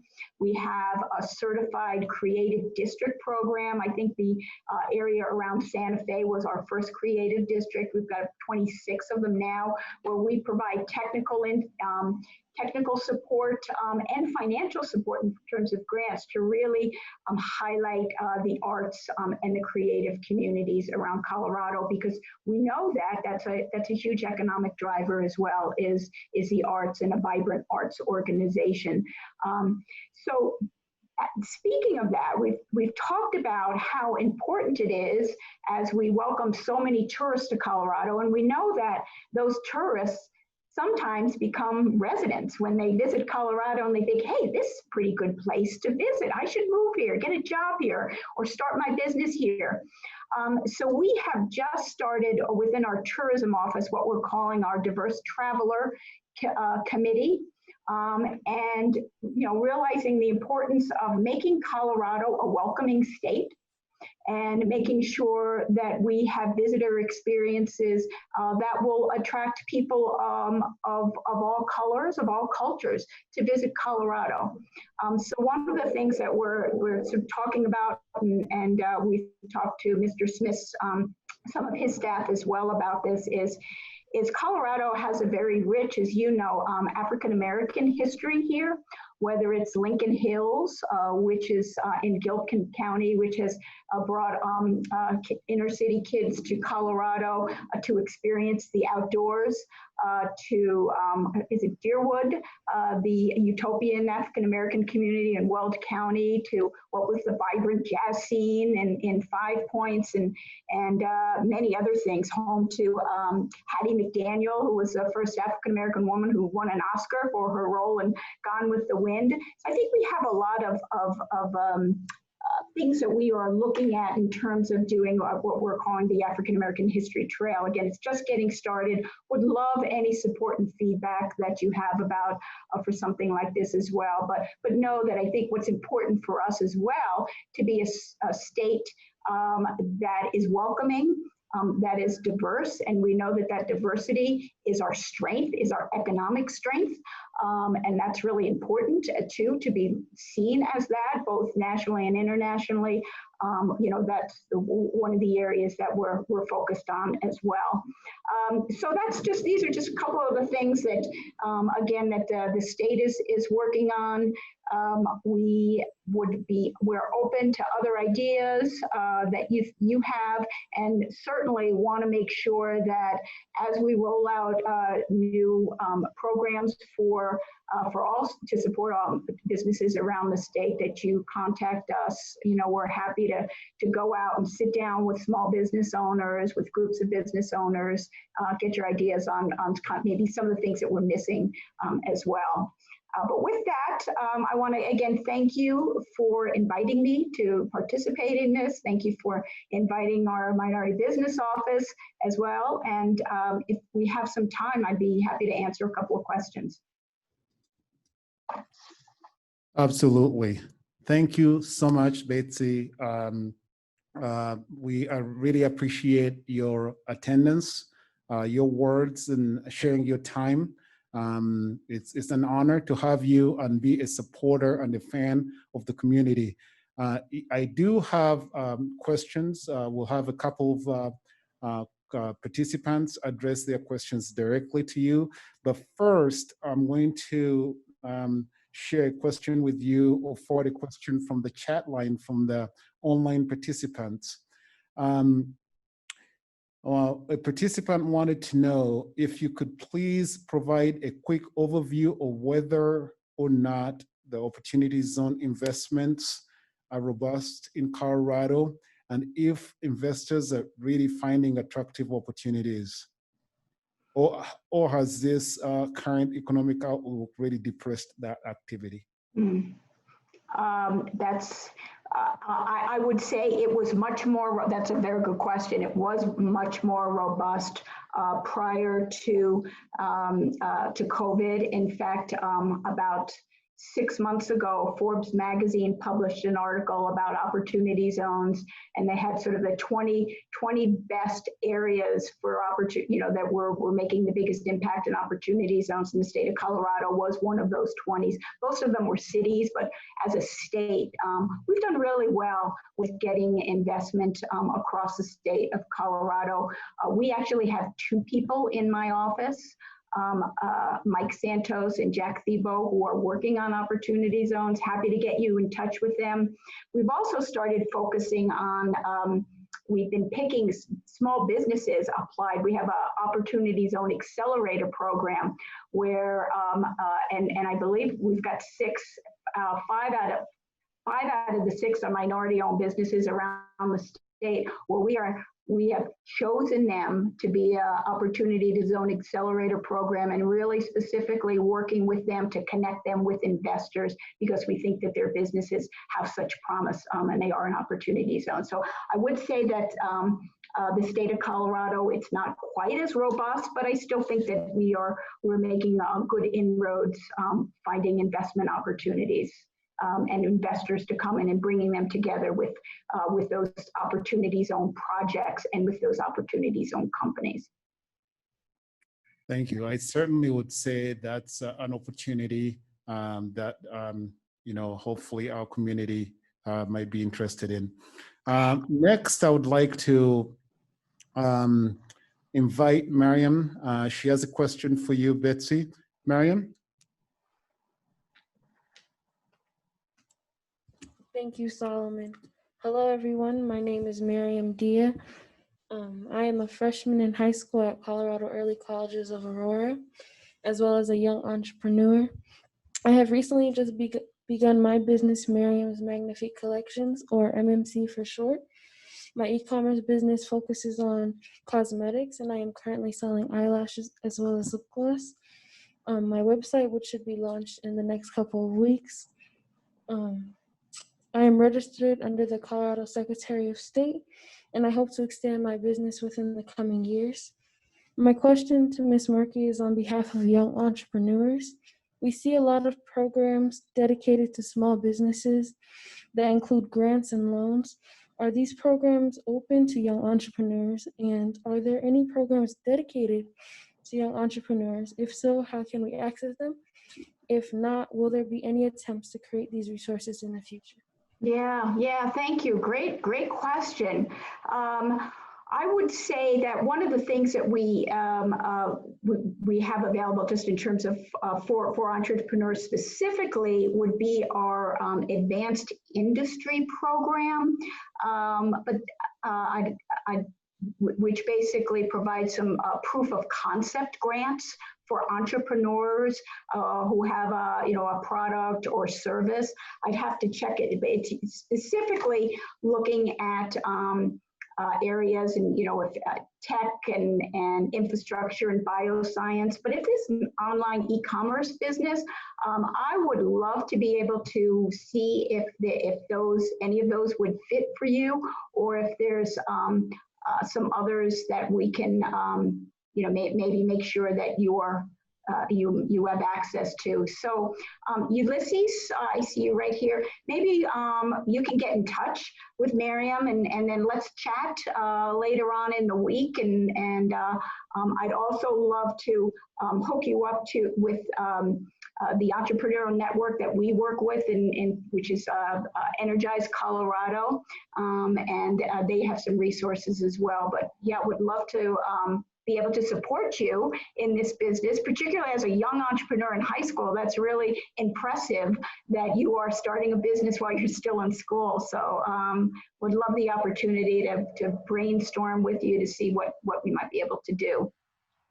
Thank you, Ms. Markey. Thank you. Thank you, Miriam. As you can see, Betsy, we do have a really vibrant and engaged community of entrepreneurs, and that's the purpose of this committee, is really to highlight our young talent, our young entrepreneurs, provide opportunities. Next, I'm going to ask Hossein. Hossein is virtually online. She has a question. Hossein, you have the floor. Or the mic. Can you hear me okay? Yeah. Barely. Barely, yeah. Okay, let me see. Is this a little bit better? I can hear you. Can you hear me? Okay, thank you. So I'll just do a little bit of an intro to frame my question. So yes, my name is Housen Gebremedhin, and I'm a vice president at First Bank, refugee from Ethiopia, and proud supporter of the African Leadership Group. So First Bank is a locally owned community bank that was established in Lakewood in 1963. In 2017, we created our multicultural banking center. I'm having a little trouble hearing all of it. Okay. So I'll just, if you can hear me, I'll skip to my questions. Okay. They're around banking for the most part. So you mentioned the growth in Colorado. How is the state ensuring that with these new businesses coming in, that the communities of color are not pushed out of their neighborhoods? Is that something that the state is focusing on? And then my second question is, how can banks partner with the state to support communities of color from a bank to state relationship? Okay, so to address your first question, and about not pushing out communities of color, I would say the one area that we can focus on, because we're not usually involved in the business decisions of where a company wants to expand. However, with opportunity zones, we have been trying to be very sensitive to community needs. There's been a couple places in Rhino where the community has said, well, we're really not interested in this, new big tall building that's in an opportunity zone and getting private investment. And so we're trying to be very sensitive to those kinds of investments with a lens, again, towards equity and working closely with the community on whether or not that investment is appropriate. So that is, I would say, the one area in terms of that we are trying to be very sensitive to at the state level. The second question about how banks, with First Bank, can partner, and we do partner quite a bit with the banks in really two ways. And these are the two new COVID relief funds that we're standing up. Number one, I mentioned, was the GAP fund, which is for businesses under 25 employees. We're actively asking banks to contribute to that fund because it's going to be run through, the money will be run through the 15 nonprofit lenders in the state, but we're asking banks and foundations to contribute to this fund, because most of it, we just have of course with Tabor, the state doesn't have a lot of money to put into it. So we put in a small amount of money, and then we got some federal money, but most of it is coming from banks and philanthropic organizations. The second one, where we're heavily relying on our relationships with banks, is a new fund, much larger fund. We hope it's going to be $250 million, and I believe First Bank has been approached for what's called our Climber Fund. And the Climber Fund stands for Colorado Loans for Main Street Opportunities. I forget what the acronym is, but it's going to be probably will not roll out until the fall. And it's for larger businesses, 25 employees and up. And that will be, $50,000 to $75,000 worth potentially of loans. And this is mainly coming from banks, where we are looking at, providing low cost loans, but we're asking banks to contribute to this climate fund. So in terms of those two relief fund programs, we're working very, very closely with the banks, CDFIs. Thank you. Thank you very much, Halsey, and thanks, Betsy. As you can see and you can tell, we have a very, very engaged community. So I do have a couple more questions online, and then one from the audience that's here. So if you can just bear with us a little bit longer. The first question from an online participant is, they would like to know if your office has or would consider putting together one flow chart or virtual roadmap for the minority communities that link all the available resources together, so individuals don't have to look at multiple sites to find where these resources or information is, and also list them in order of maybe something which ones are more beneficial and relevant. That's a good question, to have all of this in one, maybe just kind of one document with links. So I don't have that right now, but I am happy to put that together and get back to you with that, if that's okay for distribution, but I'm happy to do that. Absolutely, thank you. Okay. And then there was a quick question before I turn the mic over to one of our audience members. What they wanted to know specifically, participant wanted to know who they should contact for minority or women-owned certification. I would say Ulysses. All right. Right there, I would contact him and Rosie for that. Yep. Excellent. Now I'm going to turn it over to one of our audience members. Please introduce yourself real quick and ask your question. Yes, Lydia Natolo is my name, and I'm originally from Uganda, but I live in Irvine, California. I'm so humbled to be here. I thought California was such a great state, but Colorado is just building my mind up. So thank you for welcoming me. And this is a question to Mrs. Betsy Markey. It's a twofold question. I've taken so many notes, by the way. I'm also the vice president of Ugandans in the diaspora, both the US and Canada. And my ask is, do you have a partnership across the state? As I live in California, I would also want to support and create these connections too. Thank you for helping business owners. Most of our people, immigrants, have small businesses, but sometimes it's hard to literally climb the social ladder. So thank you for what you're doing. The other ask is, as we all, we immigrants, we have this heavy burden navigating the immigrant story.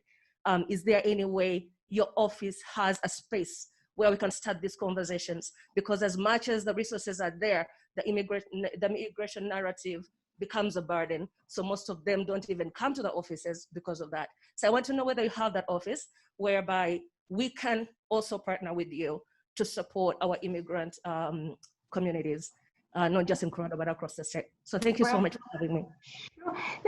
Let me ask you the question on the partnership. Do you mean, do we have a partnership with California? Is that what you were? More so just across the state, because we have immigrants across the entire state. Right. But I know definitely those who live here will be able to connect with you. Right. Yes. I need to get a little bit more information on that. I know the governor just recently hired someone in his office, reports directly to the governor. I don't know if he mentioned this in his remarks, who's basically an immigrant rights coordinator. And her name is Kit. Ulysses, you probably know her. So I would say that you two, and Ulysses, I don't know if you want to respond to this as well in terms of sort of some of the things that are being done by MBO and the governor's office, to make sure we strengthen this partnership, which we could do, I think, a better job at. Yeah, definitely, Betsy. So it's Kit Tainter through the New Immigrant Group, who is leading this initiative to see how we can support the different communities and really the new Americans that are joining the state of Colorado.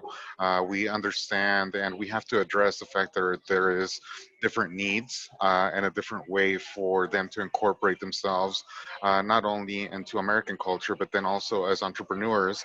What economic opportunities are there for them, and what education can we provide so that we can facilitate that process for them to be successful, because we do value and understand all of the assets that these new Americans are bringing into the state of Colorado. So Kit Tainter, I can share her email also on the chat, and please feel free to reach out to her. She is a person that is very accessible. She is very understanding, and she is also very knowledgeable, as she has worked on several initiatives already to be able to support immigrants. And the Minority Business Office, Rosie McDonough, the director, and myself are also quite engaged with that initiative.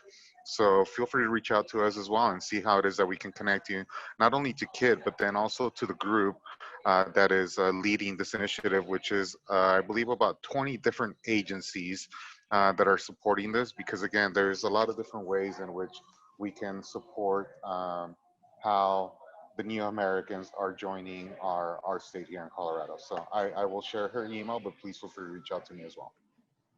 Yeah, thank you, Ulysses. And I will also include this. Additionally, we'll include this on this virtual roadmap as well.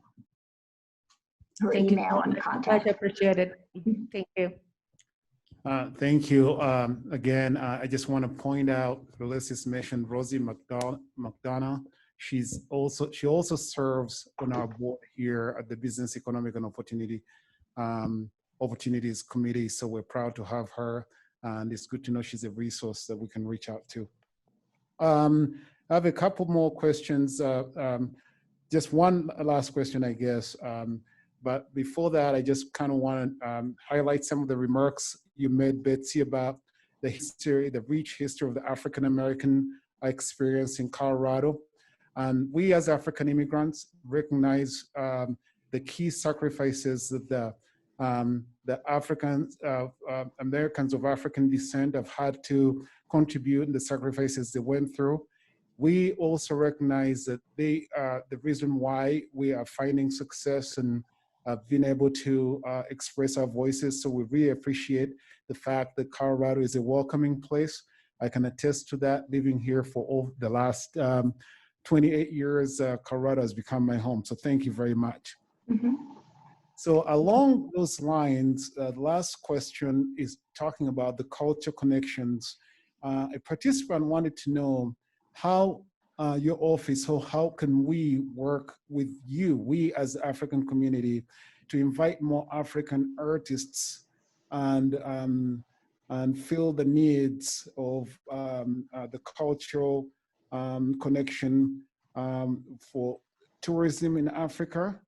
Not to mention that Africa, there are many airlines coming to and fro between Colorado and African. So bringing more tourists from Africa and vice versa, and African artists. Right. Absolutely. Well, there's two people, and I'll put this on the virtual roadmap. Margaret Hunt runs our Colorado Creative Industries program. They also, for instance, they have a poet laureate who is chosen every year for the state of Colorado, and we're looking for diverse voices who are poets.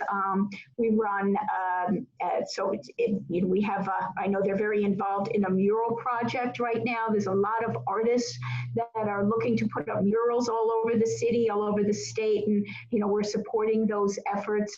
So I think there's quite an opportunity to support artists. We're also supporting a couple of different places around the state where it's called Space to Create, which are places for artists to live and work in the same building. So we'd love to get to get more people involved in the community in this artist effort, which is again, so important for highlighting, our culture here in Colorado. So I will put Margaret on there, who is head of the Colorado Creative Industries. And then there's a woman named Andrea Blankenship, who heads up the international tourist areas about, right now we're not doing any marketing anywhere internationally. Actually, we're not marketing out of state either for tourism just because of COVID. But we will be, when we're back up and in a position to welcome tourists from around the country and around the world. We would love to work with you on that too, on inviting tourists from Africa and all over the world, really, and in other parts of the country. And I will have her get you in touch with our new, it's just being put together. There's two co-chairs, are a woman named by the name of Wanda James and another woman, Laura Valdez, are co-chairing this, what we're calling our Diverse Traveler Committee. And perhaps we can put you in touch with them as well. Thank you very much. At this point, I think this concludes the last questions we had from the participants and the audience. Is there any closing remarks or comments you would like to share with us? No, we appreciate your partnership. We look forward to working with you, hopefully even closer than we have before to make sure that Colorado, we're helping all of our businesses and all of our communities recover. And keep the virus under control and recover, and then come back stronger than ever. And we want to work with you on that. So thank you very much. Thank you. At this point, on behalf of the African Leadership Group and the Business and Economic Committee, we thank you so much for your participation and your time, taking the time to share with us the resources that your office offers to the entire community. We appreciate the partnership and thank you very much. Please join me in thanking Betsy McKee. Thank you very much. Thank you. So moving right ahead, on the program, we're supposed to do a quick break. We're gonna change it up a little bit. I think we've decided to just continue, we're on a roll. Just continue for our last segment of this summit and conclude with our last panelists, panel 2. There are a couple topics we're going to be discussing, but I will actually break them into 2, and just the first segment of this discussion is just going to focus on the first. As a reminder, our theme is building a sustainable, winning and competitive business culture during and post-COVID-19. We're all aware that you cannot build that culture without certain resources and certain business knowledge. So legal and accounting is extremely important. So that leads into our panel 2 discussion. The first topic we're going to talk about is legal, accounting, and socioeconomic issues facing our communities. We have 3 panelists that going to welcome on stage, and I'm going to introduce here shortly, that are going to be discussing and leading this discussion. So let me, Tayo Okwande, Bill Tarker, and Maria Oxman. I'm gonna take a quick minute to talk about introduce them briefly, their backgrounds and their qualifications, and then I will turn them over to, I'll open it up for discussion. So I'll start with Tayo here on my immediate right. Tayo Okwande is a business and employment attorney with Okwande LLP. He's an experienced attorney who handles litigation and business matters for clients across several industries. Tayo counsels clients on business contract matters, including but not limited to employment contracts, employee handbooks, severance and separation agreements, operating agreements, and other business-related agreements. Tayo graduated from the University of Denver, Sturm College of Law, and started his legal career as a hearing officer at the Colorado Department of Labor and Employment, where he presided over unemployment benefits appeals hearings. He also worked as an attorney in the Denver office of a national law firm. Please join me in welcoming Tayo Okwande. Next is Bill Tucker. Bill is a CPA with Hansen and Company, where he provides tax planning and compliance accounting solutions and consulting services to Denver area companies. Bill blends his years of experience and technical knowledge to translate numbers into understandable activities.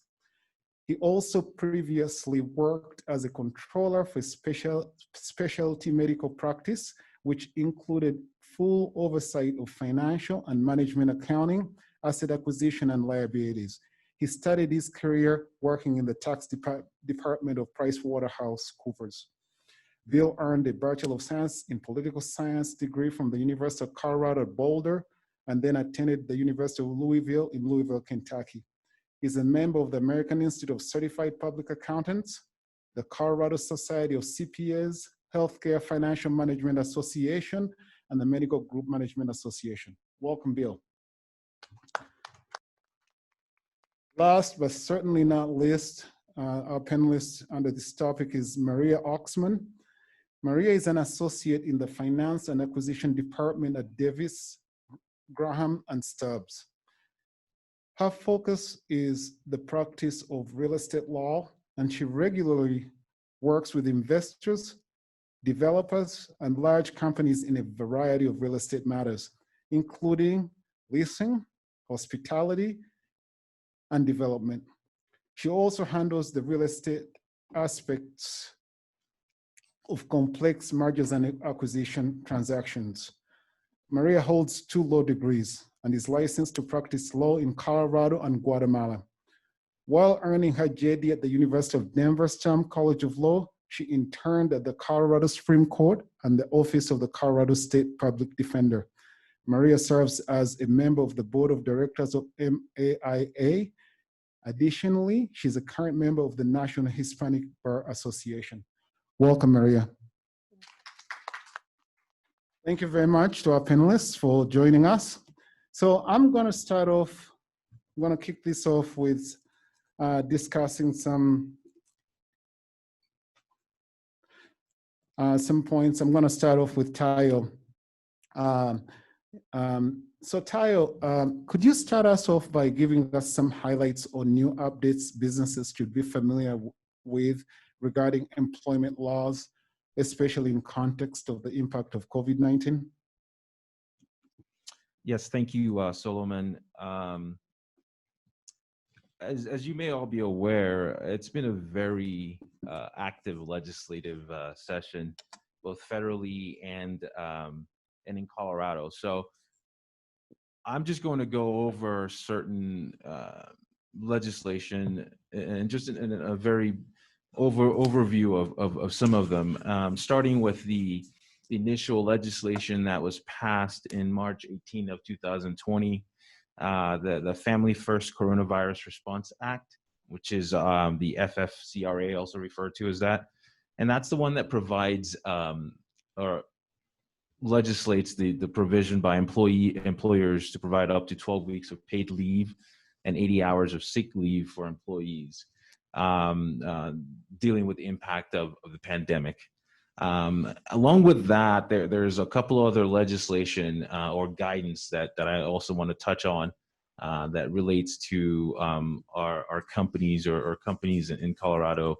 One is a new guidance that was just issued by the EEOC, essentially relating to the use of opioids. Essentially, it's still illegal for an employee to use substances that are banned federally. However, if an employee is using opioid legally pursuant to a prescription, an employer may not take adverse action against that employee unless they first consider whether there can be a reasonable accommodation. So these are some of the laws that are impacting companies or that will be impacting companies on that. One more on the federal side is the amendment to the Fair Labor Standards Act, which took effect January of this year. And that was the one that increased the minimum annual salary for most exempt employees from $455 per week to $684 per week. And that became effective July of this year. Now, that's the federal side. On the state side, there's also been a lot of action, especially with the passage of the Healthy Families and Workplace Act, which phase 1 of that was rolled out July 15 of 2020. And additional phases will take effect depending on the size of an employer, beginning January 2021, and then the last phase is in January of 2022. And this is legislation that was passed that requires employers to comply with that FFCRA. So it basically extends that federal paid sick leave in Colorado, and it's also the successor of, if you remember, the Colorado Health Emergency Leave with Pay Act, which is otherwise referred to as the HELP Act. And then along with the guidance from the FLSA, the Fair Labor Standards Act, the Colorado legislation also increased the minimum wage this year in January 1 of 2020 to $12 an hour. So Denver's minimum wage is actually a little bit higher than that at $12.85. A couple more notable employment-related legislation that companies, or that are impacting companies, or will be impacting companies, basically because of partly because of COVID. One is the Equal Pay for Equal Work Act, and this is a legislation that is, in my opinion, long overdue. Essentially forbidding discrimination between gender based on pay. This is now the legislation in Colorado, and requires companies, or certain requirements, but one of it is requiring companies to post all job openings internally and list salary range for the position. And also, one of the key things is that it forbids employers from asking about a salary history of a potential candidate. And this is it's a very powerful law, and that employers and companies need to be on the lookout for, as there are certain penalties if an employer doesn't comply with this. The last one I'm going to talk about on the employment side is the wage theft law, which became effective January 1, 2020. This is essentially a redefinition of what's already on the books, essentially redefining wage theft as basically a criminal theft, in that if the amount that an employer is withholding or is not paying the employee is $2,000 or more. Again, examples of, and when we say wage theft, what are some of the examples of that? I mean, it's essentially intentionally paying less than the minimum wage can be considered a wage theft. If, for example, non-payment of wages, obviously, is a wage theft.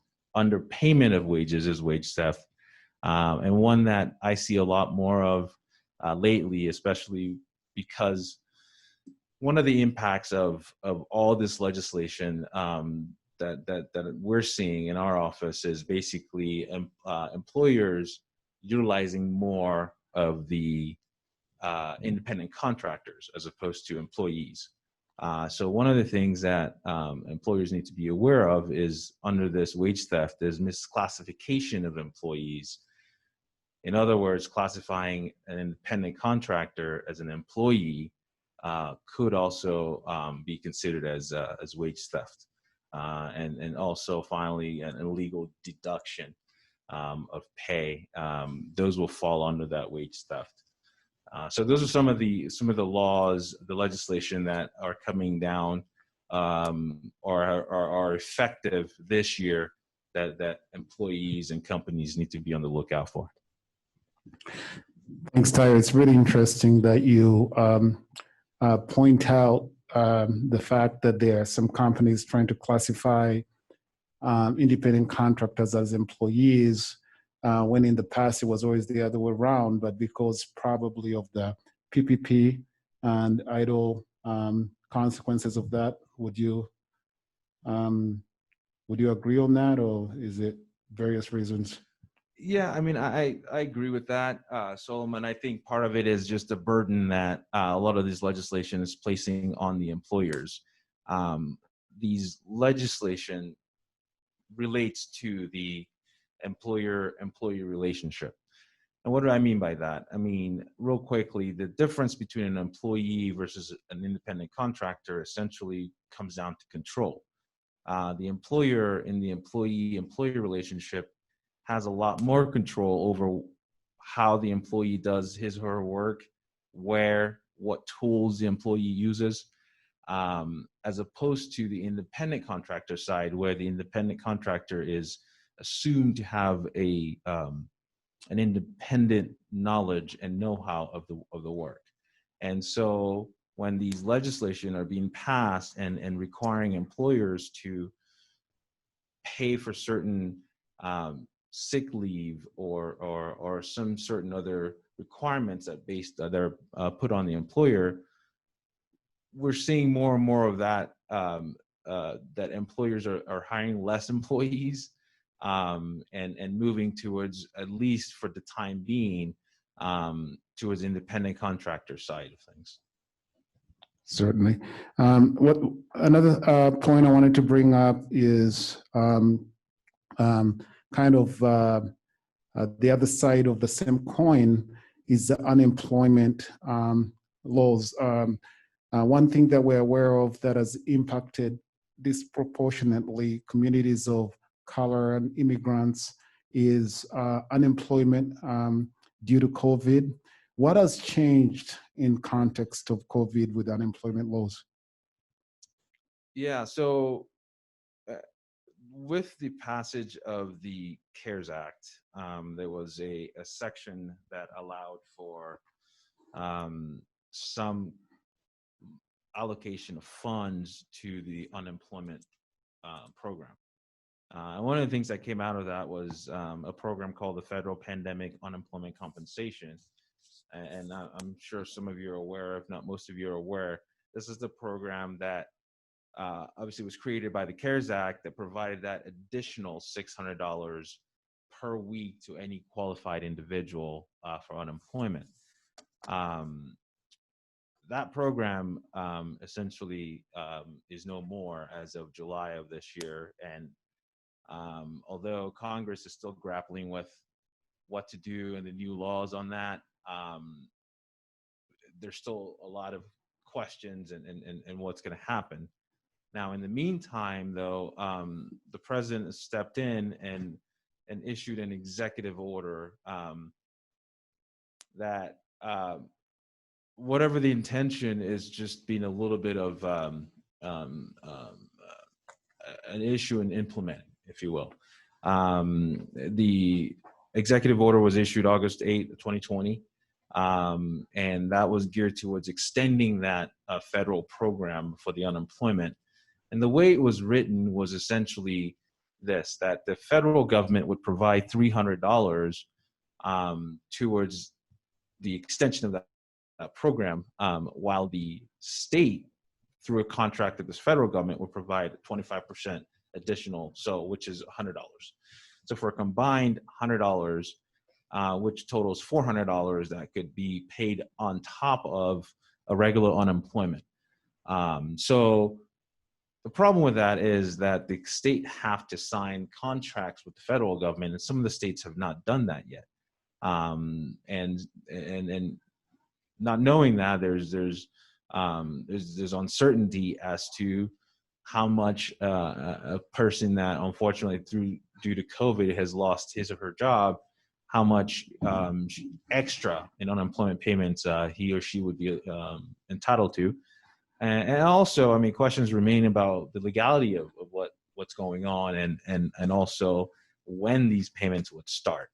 And so that's still being worked out. So hopefully Congress is going to act and legislate something, because there's still a lot of, I was reading the other day that Colorado fund, the unemployment fund is about to run out. So, so hopefully Congress will act to extend that. Thank you.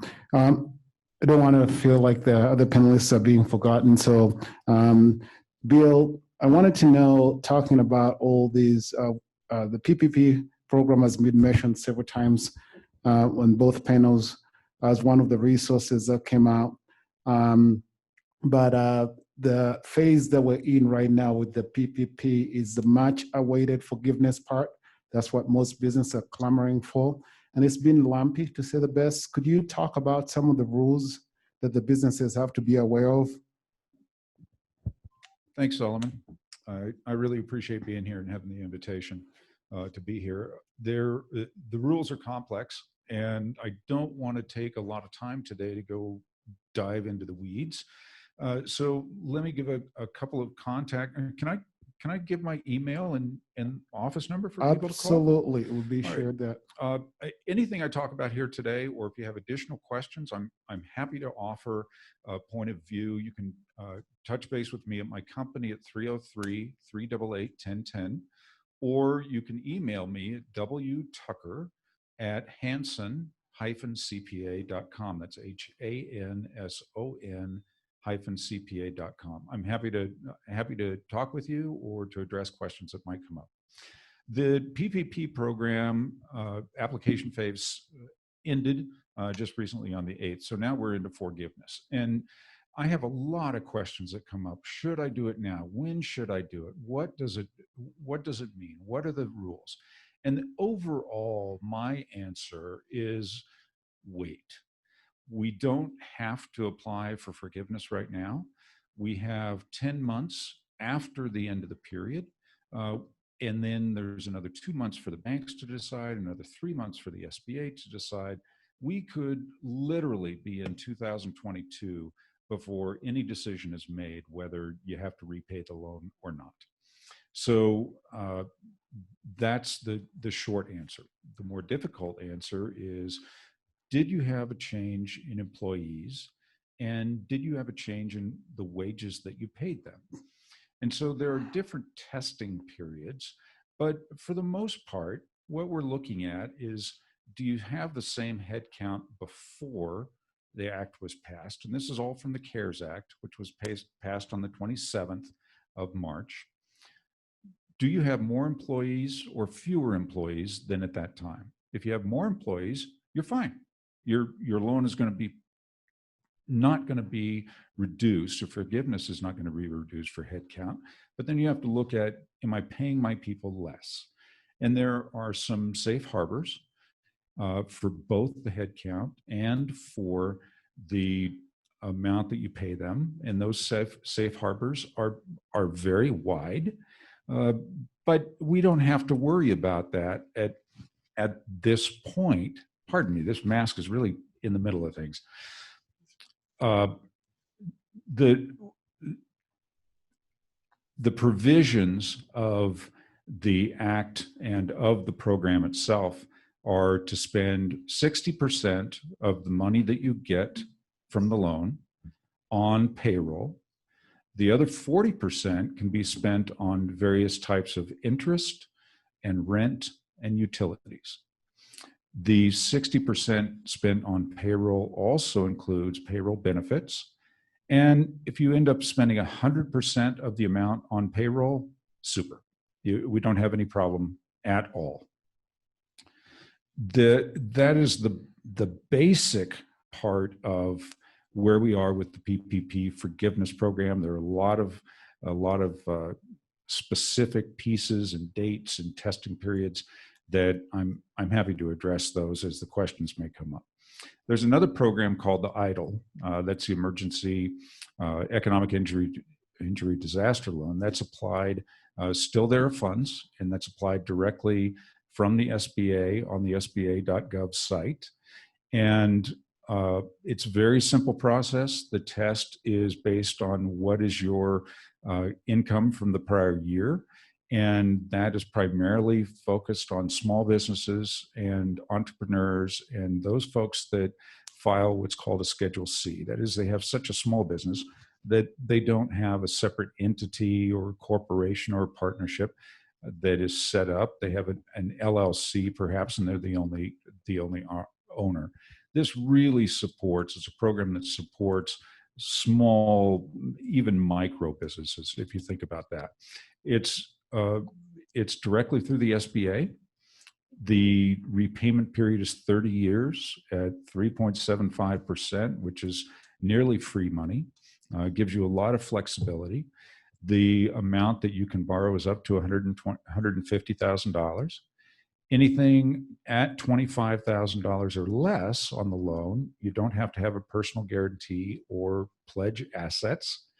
So it's a pretty wide open opportunity to bring some fresh funds into your business, to keep it going, to expand it if that's what you want to do within limits for the EIDL. Mostly it's to maintain where you are now rather than to open a new storefront for, let's say. The process could take a couple of weeks, but the money will go right into your account as soon as it's approved, and the approval rate is very high. Those are the two major programs that are currently percolating. There are plenty more rumors that are being talked about of an expansion of the PPP loans or expansion of new grants and other money that doesn't have to be repaid. But we depend on Congress to come through with additional changes for the PPP program. Congress came through and the administration came through, and they've changed it at least 24 different times. So we are receiving every other day new pronouncements and new visions about what the program would look like and how it ends up. The rumors that we hear about from time to time of new loans, of new programs, of new grants are just speculation. They are dependent on Congress coming together and the president signing a law, and it's a hopeful situation, but we know we only have a couple of months before a big election, and politicians don't like to make very many major moves at this time, unfortunately. Thank you so much, Bill. Appreciate it. I want to take this moment to remind participants that we're running tight on time. So, but that should not stop you from chatting in your questions. We will sort them out. Our wonderful ALG staff will make sure that these questions are sorted out and submitted to the relevant panelists, and they will respond directly to you. So make sure when you submit a question, you provide your contact information for response. So I'm going to move forward to Maria at this point. And Maria's expertise is tenant-landlord relationships and real estate. So I'm going to ask her to just tell us some of the challenges that have been faced by business tenants that were unable to pay rent due to closing or reduced capacity, and then talk about, you know, if businesses close permanently, what recommendations she could provide on how to terminate their lease. So she can talk about several different details under that topic. Thank you, Solomon, and thank you everyone for having me here. So I think we have to step back. I know a number of small businesses are having issues with their leases. So if you step back, you have to sit down and decide, is my business going to be successful after COVID? Or am I going to unfortunately have to close my business, and therefore my goal is to walk out of my lease. Once you have figured that out, which you should figure out sooner rather than later, you should definitely, and if you take one thing out of this 10 minutes, is talk to your landlord. Don't wait until you receive a notice of eviction. Don't wait until you receive a termination of your lease and asking for damages. Just talk to your landlord, and remember, landlords can also be small businesses themselves. So if you are in that category, talk to your tenant as well. So then if we back up, like I said, let's say your determination is that you are unfortunately having to close your business. So there are several things to think under this scenario. You can either try to negotiate a buyout or a termination of the lease. So you basically reach out to your landlord and say, look, I'm not going to make it. Can we negotiate an amount that you would feel comfortable with, or some sort of payment plan if I walk away from my lease? To be clear, you are still under obligations under your lease. So potentially you could be on the hook for the money that you would have paid on rent for the remainder of the lease. That said, there is something in Colorado called the duty to mitigate. So the landlord, what that means is that the landlord can just cannot just sit on this property and try and just do anything about it. The landlord is under an obligation to use commercially reasonable efforts to try to lease this space to another tenant. That said, under the current climate, a landlord could potentially be making reasonable efforts to try to lease this space and not find any substitute tenant for some time. Or if they do, they might find someone who's willing to only pay a lesser amount of rent. So that is one possibility. Some other folks have tried to go the route of litigation. I do not practice litigation, but I think it is still a little unclear how the courts are going to react to some theories like impossibility of contract or impracticability. I just don't know how the courts are going to react to those arguments. Another option is try to assign or sublet your space. Assign the lease or sublet your space. That is really, you have to look into your contract and see if you're even allowed to do that. And if so, there may be some requirements. You may need to ask for landlord consent. And this is really dependent on how the lease reads. The landlord may say you may have the right to withhold their consent at their sole discretion, or there may be a certain amount of factors that they have to consider and act reasonably. So you have to take those into account. So those are the scenario of like, I think I'm going to close my business. If, however, you like this landlord, you like this location, you think you're going to make it and it's going to be a tough couple of months, but at the end you will come out of this, then I would suggest that you sit down and negotiate with your landlord. The beauty in the United States is that, and I'm not born and raised here, and contracts where I'm from are a lot more formal. And I'm not saying, again, to be clear, you're still bound by the lease, but this can be amended if both parties are willing to do so. So things that we are seeing landlords do or agree to, and you have to keep in mind, like I said, landlords may be small businesses themselves, and they're not likely to give you something unless they're getting something in return, because of course they have a business to run themselves. So a few things that I'm seeing is, for example, rent abatement. So, we're going to abate for 3 months while things stabilize a little bit. There's been some landlords that have said you can only operate at this capacity, so we are going to reduce your rent accordingly. Another option is to extend your term and basically forgive the rent for a period of time, such that the landlord is going to get that rent at the back end of your lease. Some landlords have basically forgiven the rent. So there are many, many options, but you have to talk to your landlord, and the sooner the better. we get a lot of questions regarding force majeure, and what that means is it's in French, but what it means is basically, a superior force that could in some way excuse your performance under a lease. Again, this is very, very dependent on how the lease reads.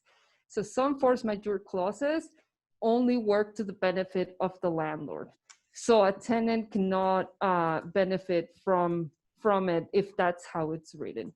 Some others say, okay, either party can be excused from performance, but that should not include the payment of rent.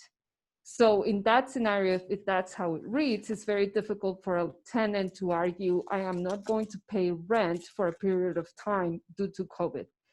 Another thing that depends on how it reads is COVID even considered a force majeure clause, a force majeure event? So you have to read through it as well. And then the thing to keep in mind about force majeure is a lot of tenants are under the impression that they can get out of their lease based on that clause. And that clause, the purpose of it is to excuse performance for some time. So for example, if you have to maintain the premises in some way and the materials are unavailable due to a cause of force majeure, then your maintenance obligations would be deferred for some time. Or if you're allowed the payment of rent, but that doesn't mean that you can get out of the lease all of a sudden. So keep that in mind. I know that there are a number, if you are negotiating, you would be wise to show, to provide documents to your landlord showing the efforts that you are making in making your business survive. So for example, you apply to PPP, you have your financials showing that you are really struggling, even though the landlord may not have the right to look at your financials in a normal situation. They would appreciate if you are open about that. So that said, it is very dependent, all of these items, on how your lease reads. So I would suggest you would be wise in getting some attorney advice. And I know for small businesses, it's particularly harder at this time to justify spending the money on legal advice. Betsy mentioned it, but please write it down. There is the coloradorelief.org. If you Google it, it's really hard to find. You can also look for the Colorado Lawyers Committee. And what they're doing is basically matching attorneys who are willing to take on pro bono cases with small businesses. And they are focusing on small businesses owned by women or minorities that are struggling. And they're matching them so you are getting specific representation as to your case, free of charge. So I've taken on a few. I know that a number of people are willing to take it, but you have to act a little bit fast, just because at this point, if you're really struggling, it means that you've been struggling for 4 or 5 months. So what you want to do is approach your landlord sooner rather than later to try to negotiate something, as opposed to litigate something. And again, think about it from the landlord's perspective. If you were a good tenant to begin with, I think they much rather negotiate with you than try to go find a new tenant under this environment. So just show your efforts, and please, of course, let us know. I think the easiest way to get specific advice is through this clinic put together by the Colorado Lawyers Committee. Excellent. Thank you so much, Mary. Mary, we really appreciate your expertise and knowledge. I know there's a whole lot more you can discuss, but as we're running short on time here, and I want to make sure that we're kind of still on track here, I will take a few moments, talk about the next topic. I don't think we have a lot of time to deep dive into that, but prior to me jumping into the second topic, let me take a quick minute to acknowledge our sponsors: Bank of the West, BNP Paribas, the Walton Family Foundation, silver sponsors, the bronze sponsors, Colorado Succeeds, First Bank, Midwest One Bank, yay, Redico, Rose Community Foundation, 3 O'Leary Foundation. Bros sponsors, Colorado Office of Economic Development and International Trade. I Stand with Immigrants, Pacific Western Bank.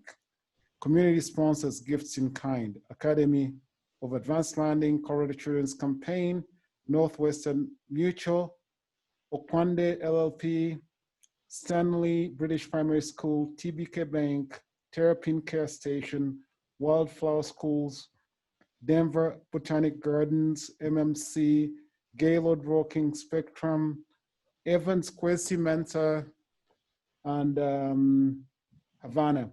I want to thank these sponsors. Without you, this would not be possible. We really appreciate that.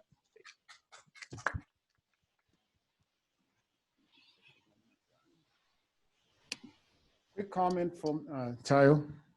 Thank you, Solomon. Sir, and again, just to go along with what Maria said, that the ALG also has a legal clinic, which is you can find on their website, usalg.org, I believe, or .com.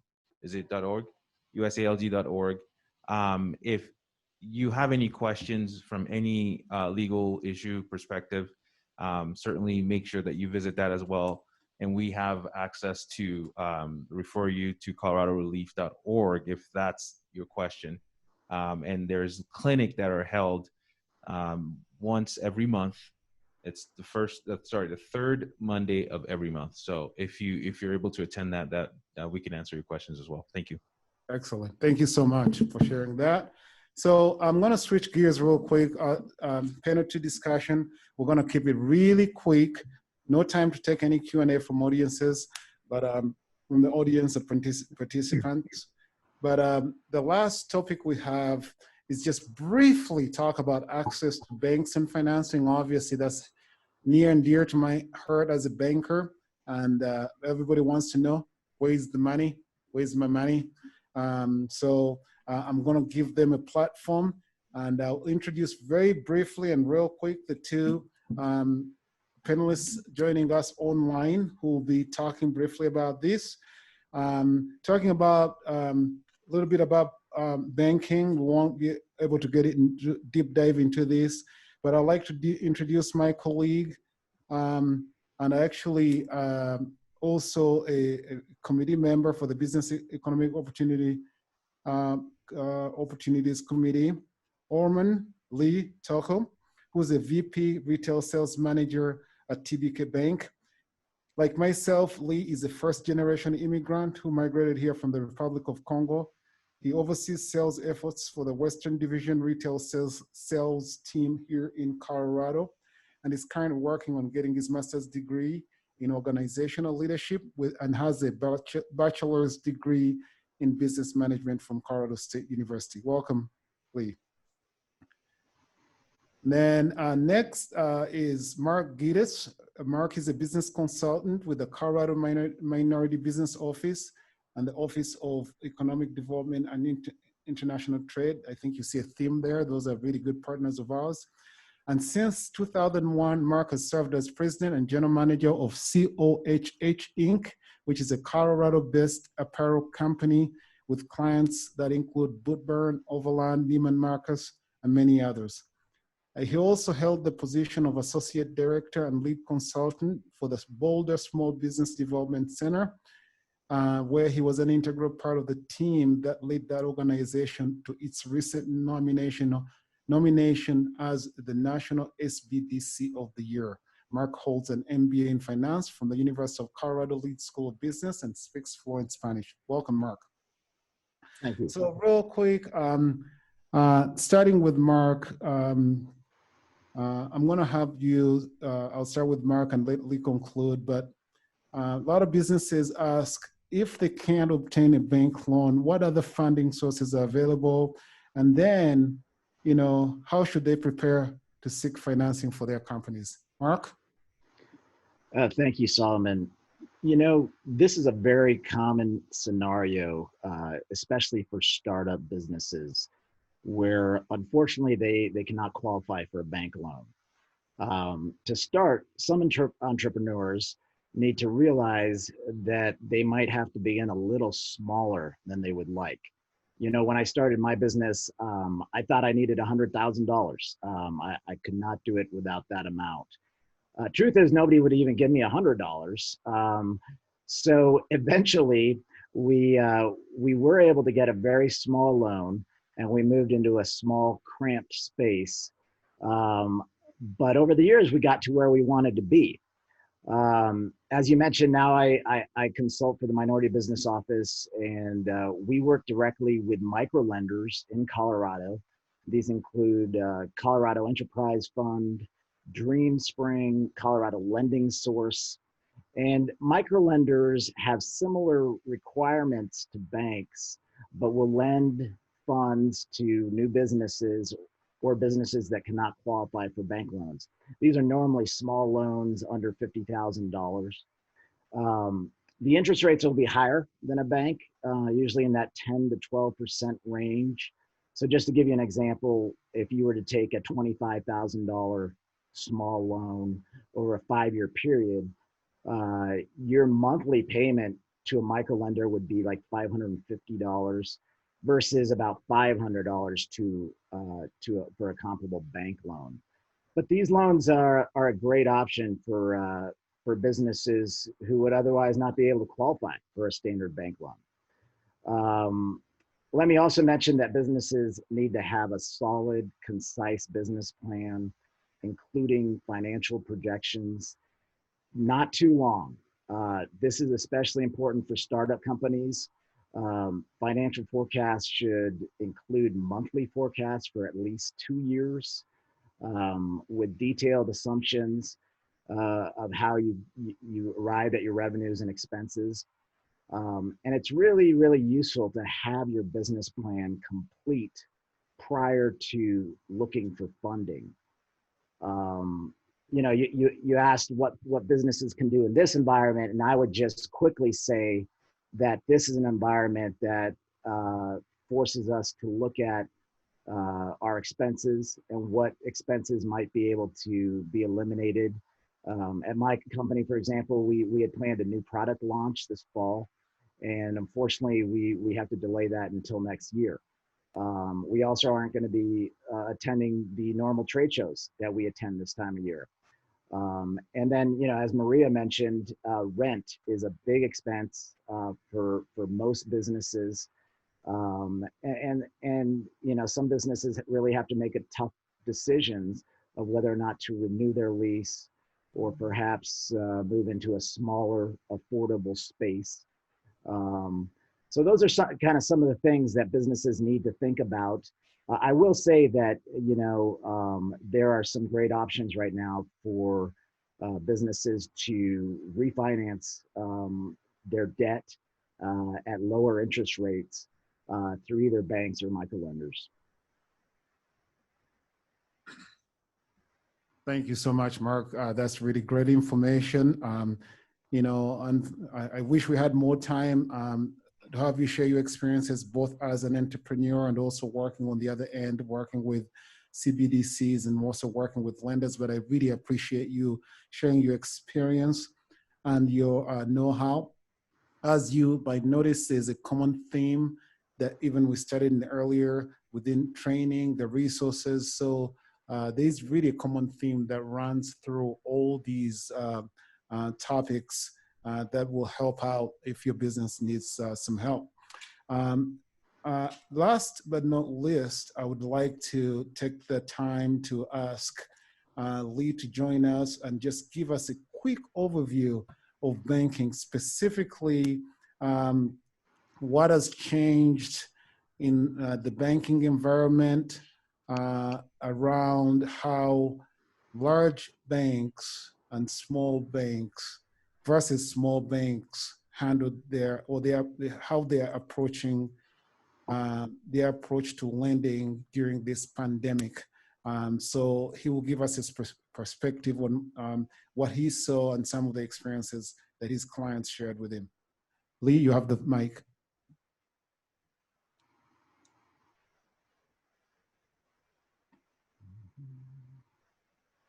Lee, are you with us? Can you unmute maybe?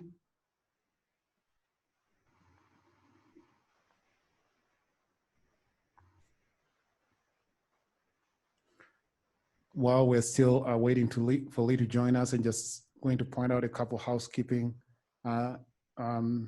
matters for our participants here. Lunch is going to be downstairs. You're going to grab a box lunch, and then you can go outside, enjoy the gardens. You can stay around for a group picture. You're welcome to do that. But I think. Solomon, can you hear me? Oh, yes, there he is. Hi, Lee. Apologies. Hey, how are you? Good. Did you hear my question or your discussion point? Just a quick overview. Tell us a little bit about the difference in approaches between large versus small banks in their approach to lending during this COVID-19 crisis. Yeah, no, I would say banks overall have been, very strict and stringent as far as just the lending guidelines. But, obviously when it comes to lending, they're still, taking into account the 5 C's of credit, which are capacity, collateral, capital, character, and conditions. So when it comes to capacity, so a lot of lenders, they want to evaluate 2 things essentially. So, your history to as far as like repayment and the amount of debt you currently carry. So obviously, right now, there's a lot of business that are struggling with, bringing in revenue and, some business that I've dealt with, they're carrying a lot of debt right now and they're not really, they don't really have anything coming in right now. So I think with small banks, it's, they're looking more at case by case, and they're really looking at the overall picture of the business as opposed to just what they've done in the past. Another thing, obviously, I talked about collateral as well. I think one of the strongest things, as a business you can have right now is collateral, just to be able to use, such things as real estate, business assets, equipment, any kind of accounts receivables, vehicles, anything that you have to be able to use that as collateral to be able to get a loan. So, I mean, if you don't really have that, it's kind of tough right now, especially in this environment. And Solomon, I don't know if you wanted to chime in and add some recommendation or some things that you've seen. But I know that's some of the things that I've seen. It's like, it's really tough right now to be able to get a loan through the bank. But I mean, obviously collateral is always good to have, and capital, the banks want to see that you have deposits, which it's really tough right now to be able to have that to generate enough revenue to be able to have liquid assets. So. Yeah, thanks, Lee. I'm happy to add my comments to this really briefly around the lending basics and how COVID has impacted commercial bank borrowing relationships. What we see a lot of in commercial banking is we have to make sure that borrowers are understanding their loan agreements. There's some very specific language in there that addresses, accepted crises and how to handle them. You really need to read that loan agreement and understand that, because the banks are really paying particular attention, especially to the industries that are most impacted. We're being proactive in reviewing those loan agreements and watching for red flags. If you have an operating line of credit, most of these are governed by borrowing bases, which means that if your sales and receivables are being impacted, probably you think you have $1 million line of credit, but if your collateral, which is your accounts receivables, which is basically your clients, declined, you really don't have that availability on your line of credit. So you really need to think through that very carefully. And then finally, really carefully look at the covenant and compliance enforcement. Banks are really being a tickler for those in tough times. So that's my only comments. At this point, I'm just gonna ask if any other panelists on both topics has any other comments to wrap this up before I turn it over to Papa. I have one quick comment, and it is to small businesses. Just, you're not alone, and a lot of people are going through this, and thankfully there's a lot of resources, so just stay positive. Thank you very much. So first, finally, I want to thank each and every one of you for your time, your participation. I know it's been a really long morning, and I think everybody's ready for lunch, but I want to thank you for your time and your thoughtful contribution. Both the ones who have participated in person and the ones online. Thank you very much. We appreciate your time. Thank you. At this point, I'll turn it over to Papa to give us some closing remarks, and this concludes our panel discussion. You did it. Well, let's give Solomon a round of applause for moderating all this expertise, and really wanted to thank all our panelists and contribution. And at this time, the message I have is more like for the community. And I want you to really hear me very well, because from the governor to our keynote speaker to our panelists, I think you have heard it all. You heard the governor said there's money and resources available to us.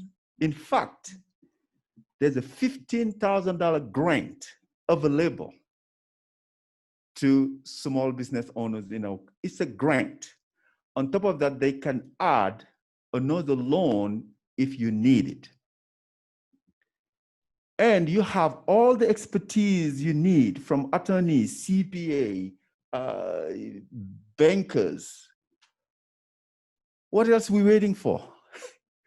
I guess that's the question we should ask ourselves.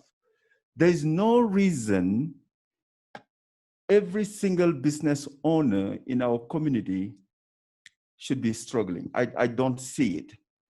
And you have heard from our young entrepreneur, Miriam, that asked us question that the Office of Minority is looking to put together resources.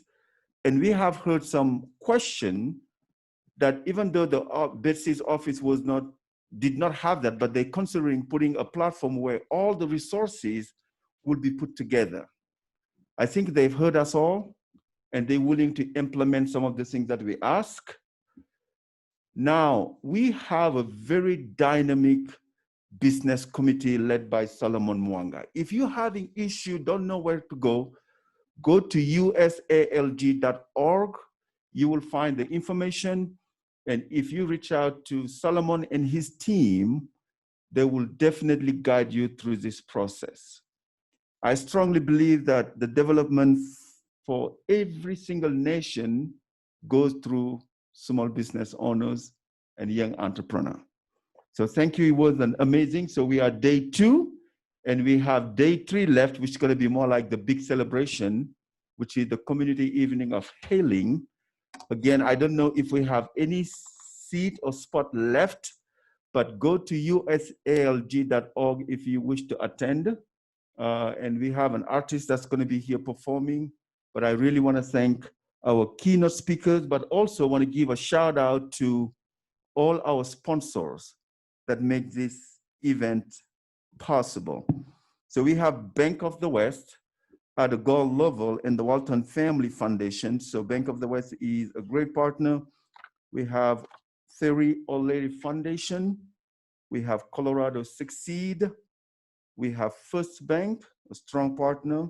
Rose Community Foundation, our own Midwest Bank with Solomon, Ready Colorado, Colorado Office of Economic Development, I Stand with Immigrant, Pacific Western Bank, Stanley British Primary School, our Ontario Akude with Akundede LLP, Terrapin Care Station, Wildflower School, Colorado, Northwestern Mutual, Colorado Children Campaign, Urban Spectrum, Academy Advanced Learning, TBK Bank with our own Litoko, Denver Botanic Garden, Havana Sign, Gaylord Rockies, Evans Kwesi Mensa, and MNC with the Merriam Magnificent Collection. Please give a round of applause to our brilliant sponsor. So this is the time we wrap up the day, and we'll be back on Saturday, and everybody enjoy your day. And we promise that we will get back to you with your question. And you see us all wearing masks. As Solomon mentioned, we have more masks we'll be giving away. Census 2020, go ahead and register, and also cover your nose while you're wearing your mask. Thank you, and we'll see you all on Saturday. Thank you.